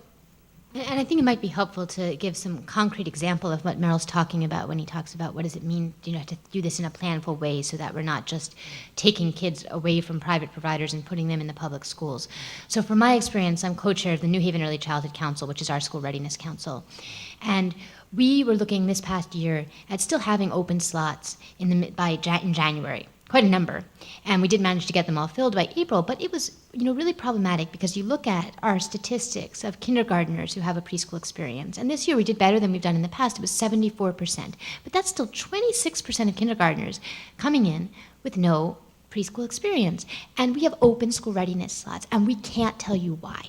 And so we have been working with the public schools to try to get some answers to that. But let's say, and I don't think New Haven is probably not the best candidate for a Smart Start grant because it has school readiness and it has other options, but let's say we were. We would need to be able to tell you, who are those 26% that we have not accessed? What neighborhoods do they live in? What does their socioeconomic breakdown look like? Are they mostly kids who qualify for free and reduced price lunch or not? What are their races? What languages do they speak at home? What did their parents say about why they didn't attend preschool? Was it because they chose to keep them at home? Was it because they didn't know how to navigate the system? Because the parent fee was too much? Because there was no program where there was a staff that spoke their language? Because they didn't have transportation to get there and there was no program in their neighborhood? You need to collect all that data, and then based on that data, give a plan saying, given what we know, this is the program we're designing. We're going to design a program that will have Spanish-speaking staff in this neighborhood where we know there's a cluster of kids that have not been attending, and we're going to do specific outreach to those families through these community-based programs and health centers that have contact with those families. And that's what the plan's going to look like, and now we're going to apply for that grant. And I think I don't know if that'll look like that, but that's what Merrill and I, when we pushed back around language in the Smart Start legislation to say that there needs to be a plan, there needs to be an understanding of which kids you're not reaching, was what we're envisioning. I can just speak to that as the agency that has to then do this. A few things. So, with school readiness, with the expansion, the governor's expansion, we could do that. It's out. Those spots have already been announced, and we can get that out and get them funded. So that's great. With this, which is also a great opportunity, and I know that there were challenges, but I agree with Marilyn that we need to be thinking about what parents need and really creating a system so that we are meeting the needs of children across the state, especially as poverty is growing in places where we didn't expect to see it, right? So what we are doing, we have a few things that we have to do before we can, get all of this up and running. So I just want people to be aware that we are working on it, but it's not going to, you didn't see the expansion, the school readiness expansion come out at the same time as the Smart Start expansion, because we actually have to build a mechanism for doing this. I got a call from somebody at Senate Dem saying, okay, so when can we announce the Smart Start grants? I was like, hold your horses. We have a little bit to do. And what we do need to do is create this unmet need report, this mechanism for getting information from communities about their needs, so that we are not crowding out community-based providers who have been doing this care and who have been doing it very well. We want to make sure that we don't do that.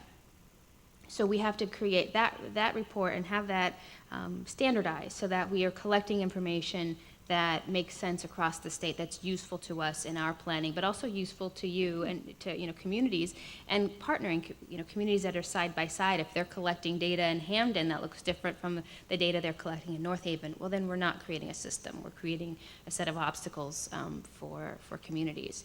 And so what we're doing is I think this year we're under the understanding that it won't be a perfect rollout, or it won't be exactly designed how we would like. And that but we want to make sure that communities have an opportunity to apply for those facilities grants, the $75,000 per classroom, a cap of $300,000 per community. So the unmet need report, we will be generating that, but it may not be exactly what communities will see a year from now. So after having just said we want to create one system, we also want to get this started so that communities can start this planning. So I say that to say I hope you all will be patient and know that we are working on this, and that it is an evolving process. School readiness was not created overnight. And it has evolved. It actually was kind of created overnight, but it it has evolved over the since 1997, and so I hope you will have that same understanding of Smart Start, and it is an opportunity to increase care for children across the state. Given the comments that Sid just had and piggybacked by Myra, I think this is one of those areas where we really need to look at a two-generational approach. that children don't grow up in a bubble. Or I should say they don't grow up in a vacuum. They have a bubble, a little family that, sometimes they work 24/7, sometimes they work Saturdays, sometimes they work retail, sometimes they work 9 to 5. And childcare needs and early education needs must go hand in hand. And so in rolling out any new program, I really hope that the Office of Early Childhood would take into consideration, and this gets back also to where we started with Beth's comments of we've got issues of poverty, we've got housing, we've got transportation, childcare. We all want families to be working, but what does it take? And sometimes it's not a school readiness program. And so I'm hoping that family childcare gets put into the mix in terms of what's seen as a quality preschool experience. And if I could just add to that, I think, as this quality improvement system that we spoke about earlier, it was a non-negotiable that family childcare be part of this system. And then, of course, SEIU helps to force our hand in that, and that we have a contract. So, but for me, again, my experience being on the board of All Our Kin for many years, and just seeing the power of high-quality family childcare and what that does for communities, for the providers themselves, and for the families who rely on their care. I will say a quick anecdote. I was just thinking about this morning. I was at the new All Our Kin site in Bridgeport yesterday, and I was reflecting on when I first was pregnant with my now 10-year-old, who said, unlike you, I have older kids, and so all of the apologies that she and I both walked in on. I had a 10-year-old who was refusing to get dressed, and so the bus was late, and I have a 10-year-old who just. I'm being filmed right now, and hope she sees this. Just drove me crazy this morning. So it gets worse. Oh, thanks. 2-year-olds are so much easier than 10-year-olds. Anyway, sorry, I have to get that off my chest. I completely forgot my train of thought. Oh my gosh! Thank you, family childcare. I was thinking about when I was pregnant with my daughter. That's why you're in front. Yes, thank you. And I was talked to Jana and Jessica at a party. And I didn't really know them, but I knew they had this All Our Kin thing. And I said, where should I take my child? When I'm going to stay home for a full year. I was able to stay home for a year. I took a year off from graduate school. And I said, okay. Oh, no, she was actually old. I wasn't pregnant with her. Anyway, she was getting older. I said, where do I go? And they told me the best center in New Haven that took infants and toddlers. But they didn't recommend a family child care provider just yet, because they were still figuring this out. They were still, they were still hesitant. I don't know if I can do this. Are we in the business of making recommendations? And, they were a new organization. And so they sent me to a center where Jessica actually sent her daughter, too. Now, fast forward 10 years, and I'll be in conversations, and, a family will say, where should I send my infant and toddler? Where should I send my 3-year-old? And now Jessica will say, Jana will say, oh, I can't wait for you to talk to our ed consultant. They have a whole slew of people that you can talk to. And now they have families who are lowest socioeconomic status to Yale professors who are making, extremely overeducated and highly compensated, who are going to the same family child care provider because it is high quality. And just seeing that change in the last 10 years, just on a personal level, I was just reflecting on that. But this idea that we need to have choice. We need to make sure that parents have opportunities that reflect their comfort level, that they go to providers who have a cultural competence, that that they have a connection to their culture, they speak their language, whatever, but we need to make sure that it's high quality. And so it's not just about making family child care providers feel good that yes, we're paying attention, but actually saying, the same way that we've been raising our expectations for centers, we are raising our expectations for family child care providers, and they can meet it. They are already meeting those expectations in communities across the state with the Hartford area, collaborative, child care collaborative with Elena's work here in Hartford, and other communities that are really focusing on family child care providers. So we're not doing any favors. This isn't some, let's make ourselves feel good, social kind of experiment. We know that that high quality is available in family child care providers, but we just need to make sure that we're including them in this quality improvement system. Thank you. Well, we have definitely heard a lot today, and I'm going to open up the microphones in just a moment for questions for the panelists and allow the panelists to conclude with any final comments if you have any before the questions. But if people could just make your way up to the mic and ask your question, that would be great. The one thing I'll add that I forgot to say in the Smart Start conversation, I'll do a story too. I opened a school on Asylum Hill, and it started as a childcare program in the basement of a church, and we wanted to create a school that was 0 to 3rd grade. We didn't quite make it all the way, but it was a childcare center, and we had a great staff that worked really hard.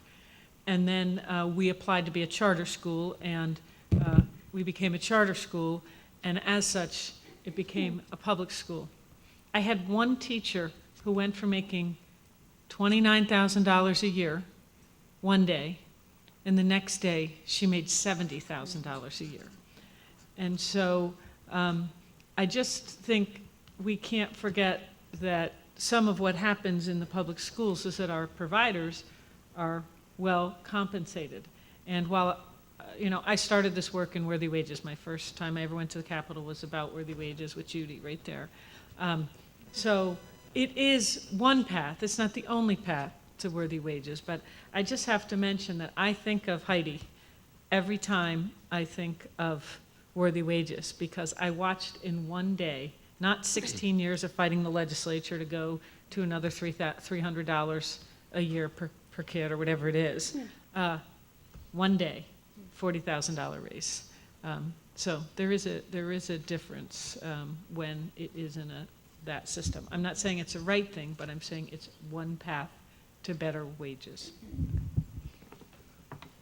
Thank you. Judy. Good morning, everybody, and thank you for your great presentations and all your hard work that you continue to do untiringly. I have 2 questions and a reminder.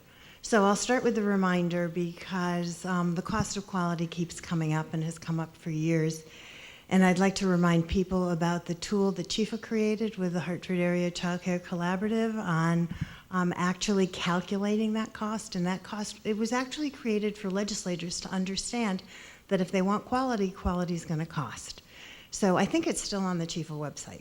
It is, and we did use it in coming up good. with some of our figures for how much it would cost. Terrific. Terrific. Thank you for that. A lot of you talked about parent need today, and we all know how important that is. And I know that the office is doing some work with some focus groups on what parent needs really are. But there's been talk about doing a survey of parents for years, and until we really find out what that need is, we know, for example, for the first time, stay-at-home moms are actually increasing. Women are choosing not to go back to work after they have their children for a variety of reasons, so that trend is different now. So they may not want a full day or a full year. But we don't know that. We can surmise, we can create policy, we can talk about it, but until we really know from the parents, and so many of you talked about what is it that the parents need. So is there thinking about doing a survey? Yes, so, I will say there have been numerous surveys that have happened. I looked over at Elaine and thought of a survey that she has put out. There's a survey of parents in Danbury. I know the Office of Early Childhood, the Early Childhood Planning Team worked with Elaine and the commission to get another one out a year ago. But I think we need a statewide assessment of the need. And I think, with Smart Start, it's interesting in that it's just those communities that are applying for Smart Start that we have to have this kind of preschool experience. I think it would be an interesting proposition to actually think about doing this statewide and asking all families, involuntarily, not everybody wants to give this information, we don't want to be a burden or be intrusive, but to get better data statewide for planning would be useful. So that is a non-committal. I agree it's a good idea. We don't have a blueprint moving forward right now. Having said that, there are a lot of things that we are asking of parents and providers over the next few months by way of surveys and focus groups. And some of you have already participated in some of them that we're sponsoring. We are reaching out to parents about our quality improvement system. about I believe our universal screening, looking at Heather, yes, and I believe also our home visiting. So I feel a little anxious, frankly, about the amount of outreach we're doing, and I don't want to confuse families, but I also want to make sure that as we're building this system, we are really getting the information from the people who know what they need best, and those are parents directly, and going directly to parents. Working with our organizations like Parent Power is very helpful to get the word out. And there are other parent organizations out there. I know Favor does a lot with the DCF, but really, how do we capitalize on those networks to make sure we're getting directly from the parents? And one of the things that we also did in 2012 when Myra was the director of the office, we actually held forums across the state, and we did that in collaboration with the Commission on Children and the Hartford Foundation for Public Giving as well. And we collected a great deal of data and narrative. We actually put out a narrative report that we'd be happy to share with you. And the interesting thing is, Myra did her homework. She really took the time to really make it an inclusive process from day one when she came on board. And I think it really spoke to the depth of the work that we've already done regarding how do we really get voices being heard at all different ages and stages of a child's developmental growth, not only for that pre-K through 8-year-old experience, but also that pre-K to college viewpoint. And one of the things that we found across urban, suburban, and rural areas is that all families feel like they're really functioning in a little bubble of isolation. And it's really critical that as we build this system, that we build it in a way that's really inclusive. And I think that when you look at the stakeholders that have been the champions for children for many, many years before our time, they're still here around the table cultivating this effort. So when I think of a survey, when I think of all the data that we've collected, we've gotten narrative reports on what really works and what doesn't. And one of the common variables across all communities was isolation. People don't feel like neighbors are really as looking outside their window. When I was growing up, people would take the time to look outside the window and say, hey, if you do that again, I'm going to call your mom, right? Nowadays, people don't even look outside their window. They don't even want to see what's going on outside of their window because they're afraid. So we need to get back to the basics of really building those relational and culturally sensitive environments that are safe to have these conversations. And I think that we're onto something very different. And I do believe, and so do the parents in the state of Connecticut that are part of our organization and our collaborating partners, we believe that the people that are here are in the right place with the right intentions of building a system that works for all children. So as we move forward, the sense of isolation, transportation issues, building a sense of cultural sensitivity when we're holding these forums or regional discussions. It's really important that you come in without a guard up, but really to have truthful, open, honest conversations on what's really happening in your own backyard, because that's the only way you really build a system that's going to work for all, because your story is going to impact the person that's next to you that may not have that voice or that comfort level to open up. So as we move forward, I'm very optimistic, and I do believe that Connecticut Parent Power is now working on a survey with parents. They're the ones that are shaping a survey to go out statewide. And one of the things we can honestly, give you our word that we can certainly work with the stakeholders around the table to really shape the end result on how we do it more collectively. That's great. And the whole concept of one of the legs in two-generational policy is that building social capital. So that's the whole piece about taking those families out of isolation, linking them with others, and building the social networks. Thank you. We rely on the customer in our markets, but we don't rely on the customer in children's policy. And how that happened and when that happened, that parents were actually marginalized and agency took over, is an important question. Because, if you stopped eating Rice Krispies, somebody would say, well, what cereal would you like? But that's not what happens in child policy. Across domain, it's not just about early childhood. And I think as we're talking about needing to integrate in housing and poverty and achievement gap and a host of other domains and not segment the field, I think it behooves us to learn better how, and to have a way of doing business where we are really, truly talking to the customer as a partner. Because I think we forget, and we actually don't bring in the partner, the parent, until we're asked to, and it needs to be something that we do all the time. The other thing is, I'm just going to be very candid, with what's happening politically in our country, and the gridlock across party, and the gridlock in children's policy nationally. The only constituency that's going to break that is the family. And the family will come for what's good across party and will not be ideological. And that will be true in our state also. Our leadership could change, and the messenger is going to need to be the parent. So for a host of reasons, it's critical that we together have a way of doing business that is both two-generational, but also not in just some sort of random way, or when somebody asks us for a survey, are we asking the parent what they think? But we need a checklist of how, as any agency working in any domain in child development, we have the customer be a true partner. And I think that's a product that we need to deliver this year to everybody with training, because that's an area where we need improvement.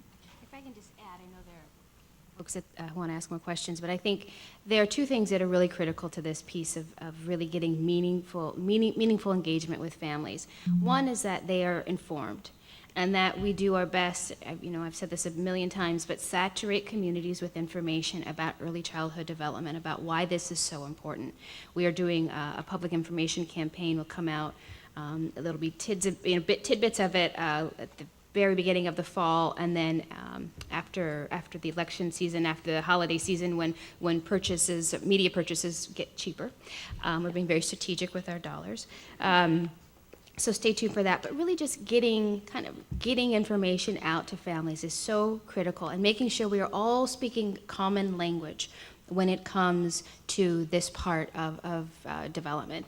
The other thing I'll say, having been a parent who was available because I was a grad student and I was knowledgeable, and being tapped to be on all of these panels and focus groups and surveys, you find out quickly that it's not really meaningful. You're just kind of a check, yes, we've engaged parents. And so it has to be meaningful engagement.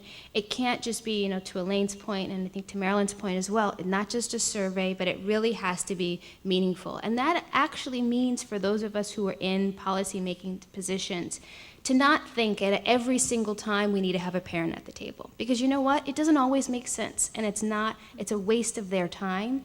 You're not actually engaging them at the critical points when you need to. So it's not just about saying, yes, we have a focus group and there's that one parent, the token parent.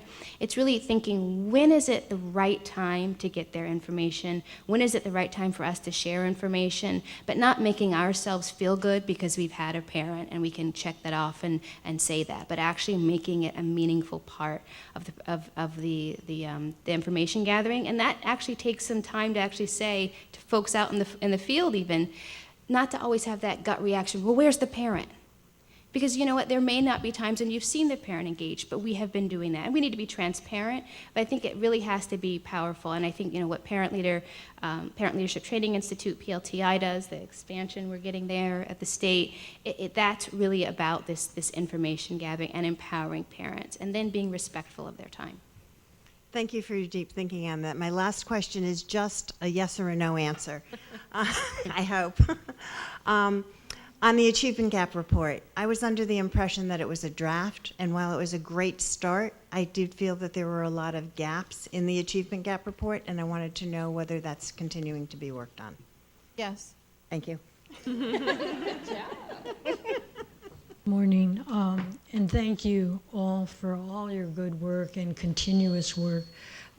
that brings us here today. I have 2 points, and I even wrote them so I wouldn't forget them.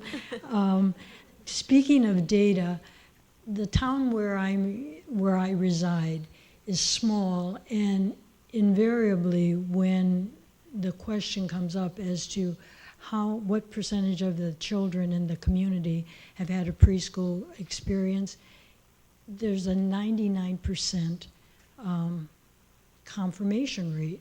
And the data does not reflect, I'm not sure who gathers it, but the data does not reflect what time, what hours are spent in preschool, what type of preschool, what type of activities. So I caution in development of the Smart Start guidelines that be very clear about that type of data.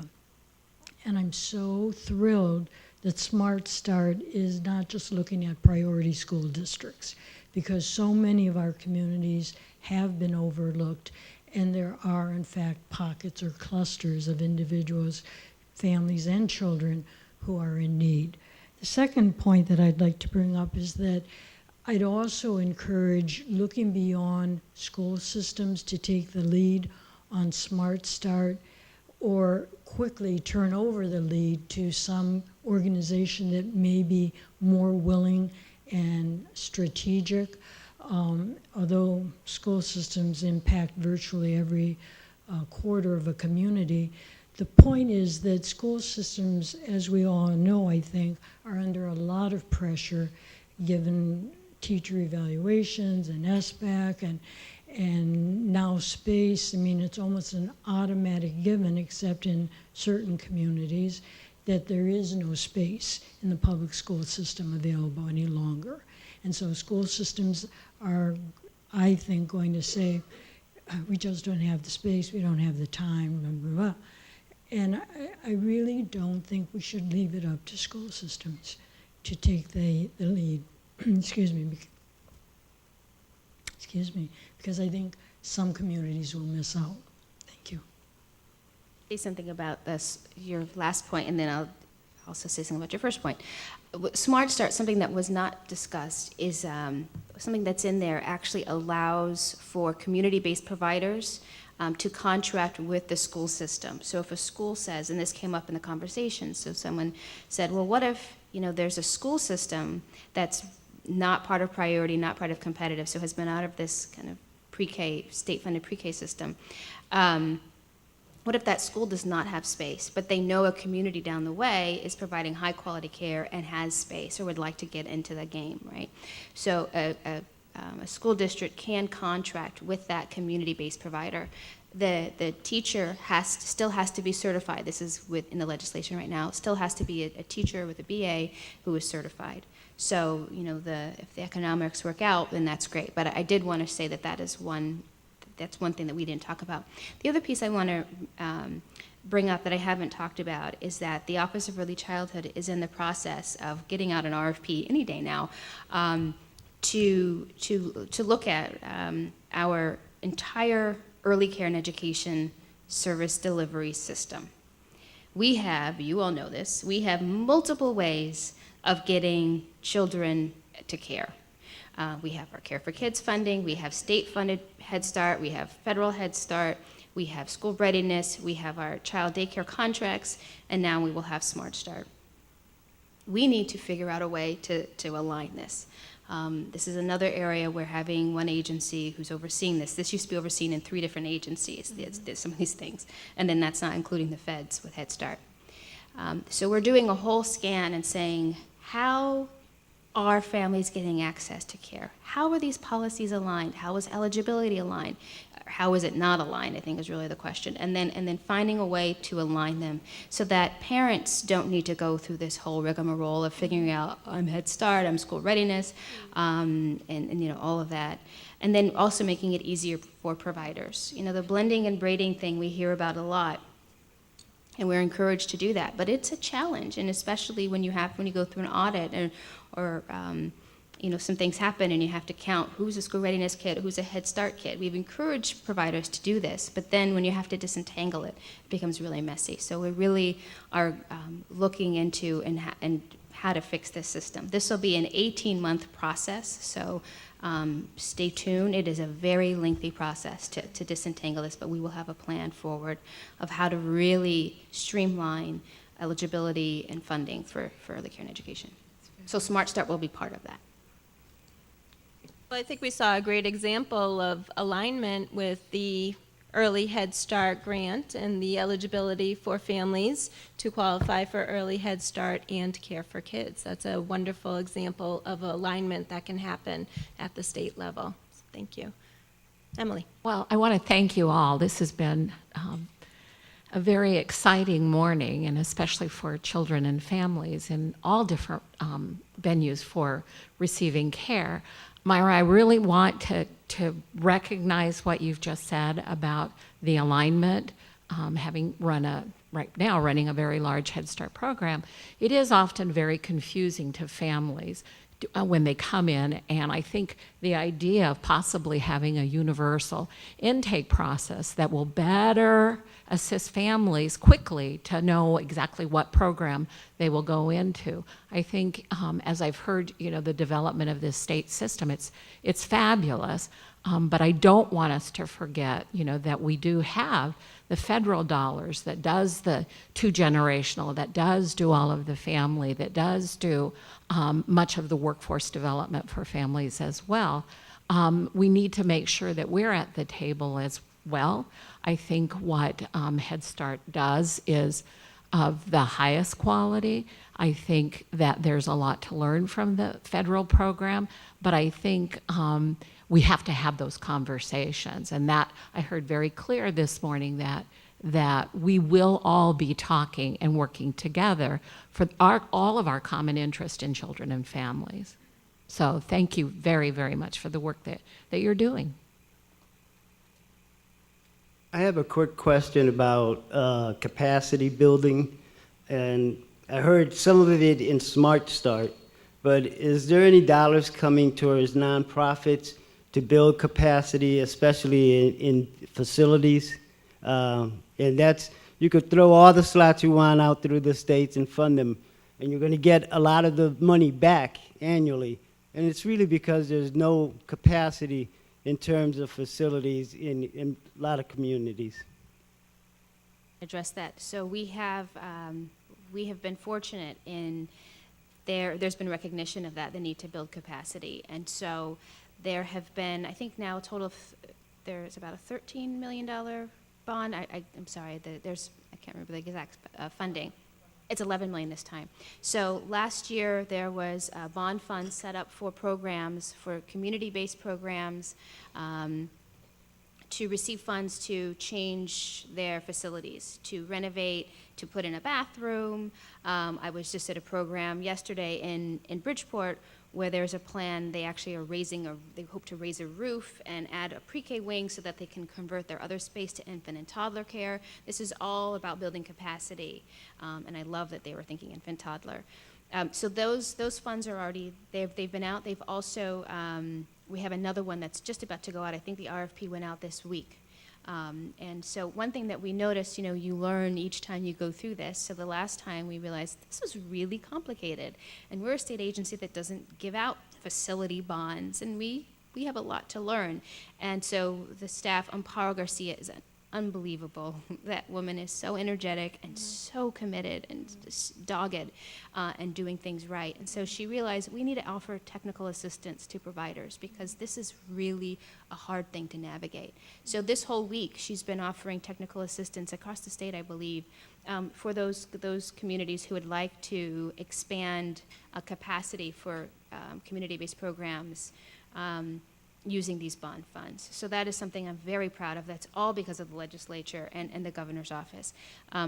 We hope to also do that. It's a little different with family child care providers, home-based centers. We are realizing there are some challenges there in terms of how debts are created. I can't even get into the details, but we are also working on a way to do that for facilities, for home-based facilities.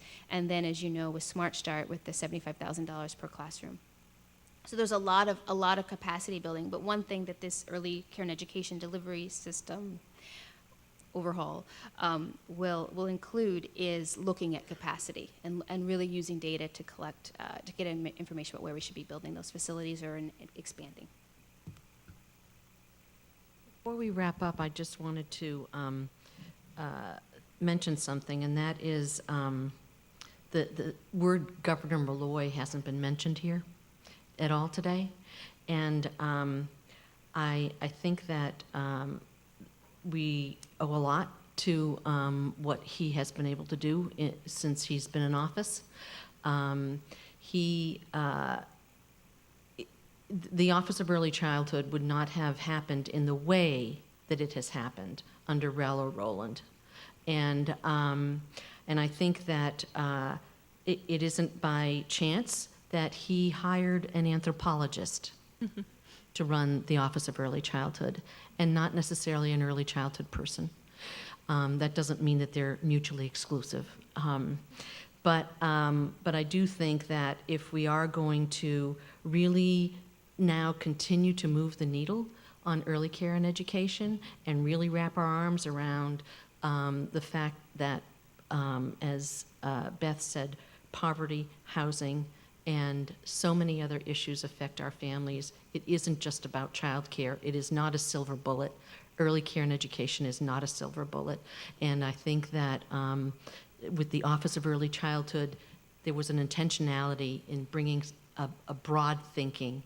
And so I'm really hopeful for what's going to happen going forward.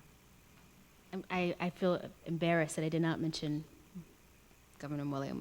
You're absolutely right. I mean, it's really, when the planning team got together and people had said there are so many things that are going to be off the table. There are just so many things don't even ask for. And we went out and we spoke with folks and heard what communities needed. We heard what state agency folks thought was possible or thought were our challenges. We heard from national leaders that said, this is what we're seeing across the country. And we brought it to the governor. And he was so, the man has such amazing questions, but just gets right to the heart of it. And then said, yeah, let's do it. I mean, that takes real courage, real vision to do this. And we are doing something really big here in the state of Connecticut, and Helen's absolutely right. It would not be done without Governor Malloy. So I apologize for not mentioning that. Yeah, you're right, Helen. Thank you. Would you like to ask a question, Iris? Yes, please make your way to the mic. My real level of comfort is speaking too. So if I'm not articulate, please be flexible. But it is an honor to be before such a powerful and influential group. And with that comes accountability. So in moving forward with your work, I just would like to plant some seeds that when you say inclusive, you mean inclusive. And that means really having representation from all players and stakeholders who influenced your decisions. We also talked about parents needing to be informed, and following up on your Rice Krispie metaphor, if you ask, you don't want Rice Krispies anymore, what do you want? If you don't know what else is out there, you cannot answer that question. So it really is important for families in making their choices, as was said, to really know what they're looking for. What does quality mean to them? What is quality? We see that. I'm from a community-based center, Women's League, 98 years old this month.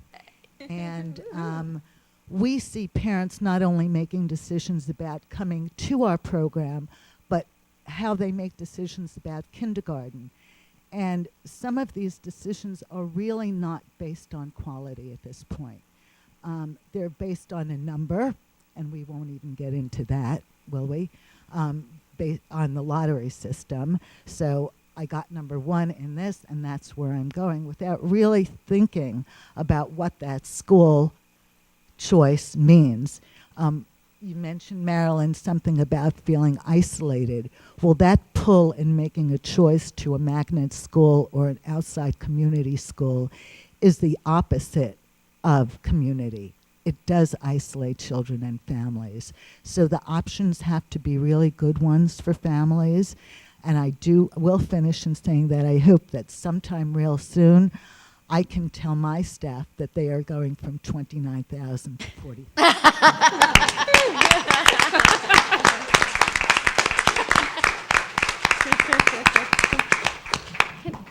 Thank you, and I think that was a great segue into allowing the panelists to say, how can providers stay engaged in this process? How can they stay informed? How can they be advocates? What do you offer and that you could tell us about? Merrill? I'll do the shameless plug. Join the Early Childhood Alliance. Get our weekly e-news. As we move into the next legislative session, we will be developing a new agenda we had a great consensus for the last 5 years that we wanted an Office of Early Childhood. Now we've got one. Now the tough work starts. What are the things that the office is going to do, and what's next as far as the legislative agenda? We would love to have more providers and more advocates at the table as we make those decisions. I think from the standpoint of providers and parents and community stakeholders, we need to really look at this from a standpoint of a really collective systems build approach. And I'd like to invite all the providers that are presently here and parents to invite Connecticut Parent Power to your centers to possibly meet with your providers and parents together and discuss the issues at hand on what's really working, what's not, and really collect information that we could bring back to the office as to what's really working, what's not, because once again, Myra Jones-Taylor is one person, and it's really up to us to be solution-based thinkers to help her shape this system on what really works for us. So it's like she stated earlier, the onus cannot fall upon just the Office of Early Childhood. It's collective action that we're all responsible for. So I think that if we come up with some solution-based thinking and we're able to be part of that process, I think that's critical. I have business cards here for you at the end if you'd like them, but most importantly, let's not look to blame each other or see where we fall short, but let's look at it from a perspective that's more strength-based. The way we nurture our children is the way we have to nurture each other internally and externally so we could do a better job statewide. And this is an exciting time for us. This was a budget year for children and families, so let's make sure that this momentum moves forward collectively with that collected shared vision, and let's make things happen, not wait for things to happen. Thanks again.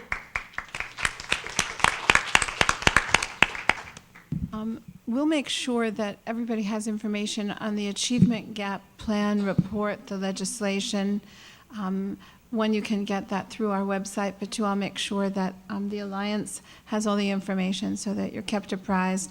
The 2-Gen plan is due in December, so similarly, we'll make sure that the communication is out there for everybody so that you can, offer input as the structure evolves and as we present in front of Appropriations Committee.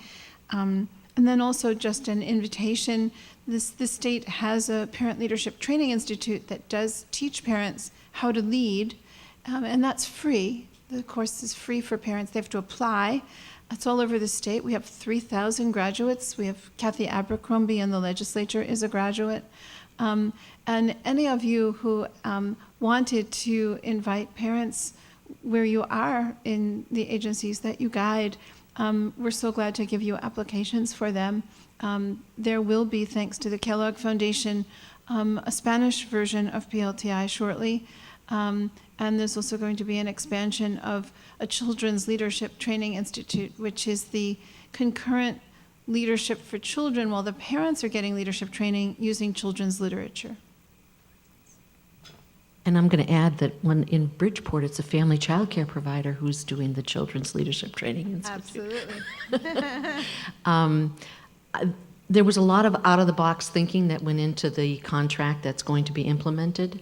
And so I would invite you to touch base with associations across the state. There's a lot of confusion because there's a lot that's chock full of stuff, and there's a lot of confusion as to what is in it, what isn't in it, and the union blah, and the union this, and we'd love to be able to go to associations of family child care providers and explain really what's going on, because we will need a very strong family child care voice to ensure that Myra, the contract is implemented in a timely fashion.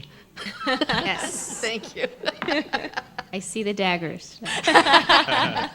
No, no daggers. I guess I'll say a few things. One is, sure, I'm not one person, but this is really important to remember, and I remember this every day, that as you're trying to do systems change, leadership changes, and who knows, where I'll be, and so, sure, I'm only one person, but there's an amazing agency that I rely on every day.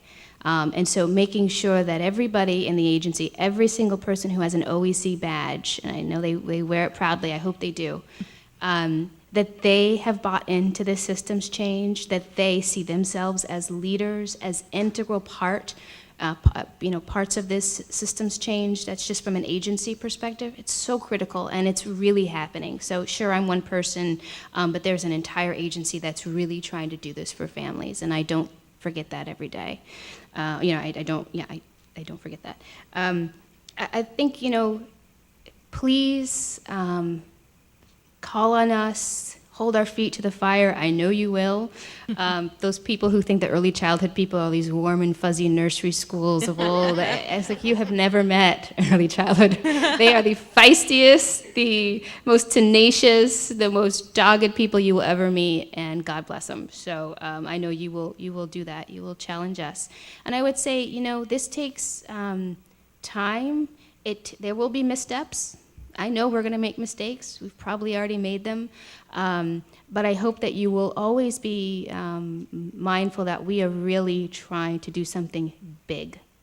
And we are trying to do it big for children and for families, and not necessarily for a contractor or not necessarily for a school. But we're really trying to do this for children and families. And so I hope that you will be patient, and that you will be right there with us, and that you will be pushing us and supporting us as we do this. So there's a quarterly newsletter that comes out. I think it's coming out in a couple. I know Diana has been sending the emails saying, get your reports in. So we really are trying to be responsive and also informative as we're trying to do significant systems change. So thank you for everything that you guys have been doing. And at the Hartford Area Child Care Collaborative, we'll continue to organize these types of convenings to make sure that information is shared and that we're having that alignment locally, regionally, and statewide. I want to thank everyone for coming, and I want to do a huge round of applause to our panelists. Can I say something, actually, Elena? So, we get invited, all of us here get invited to a lot of things all the time. This is the best planned event, I don't know about you guys, I have ever been invited to. The emails, the agenda, the talking points, so amen. Thank you, Elena.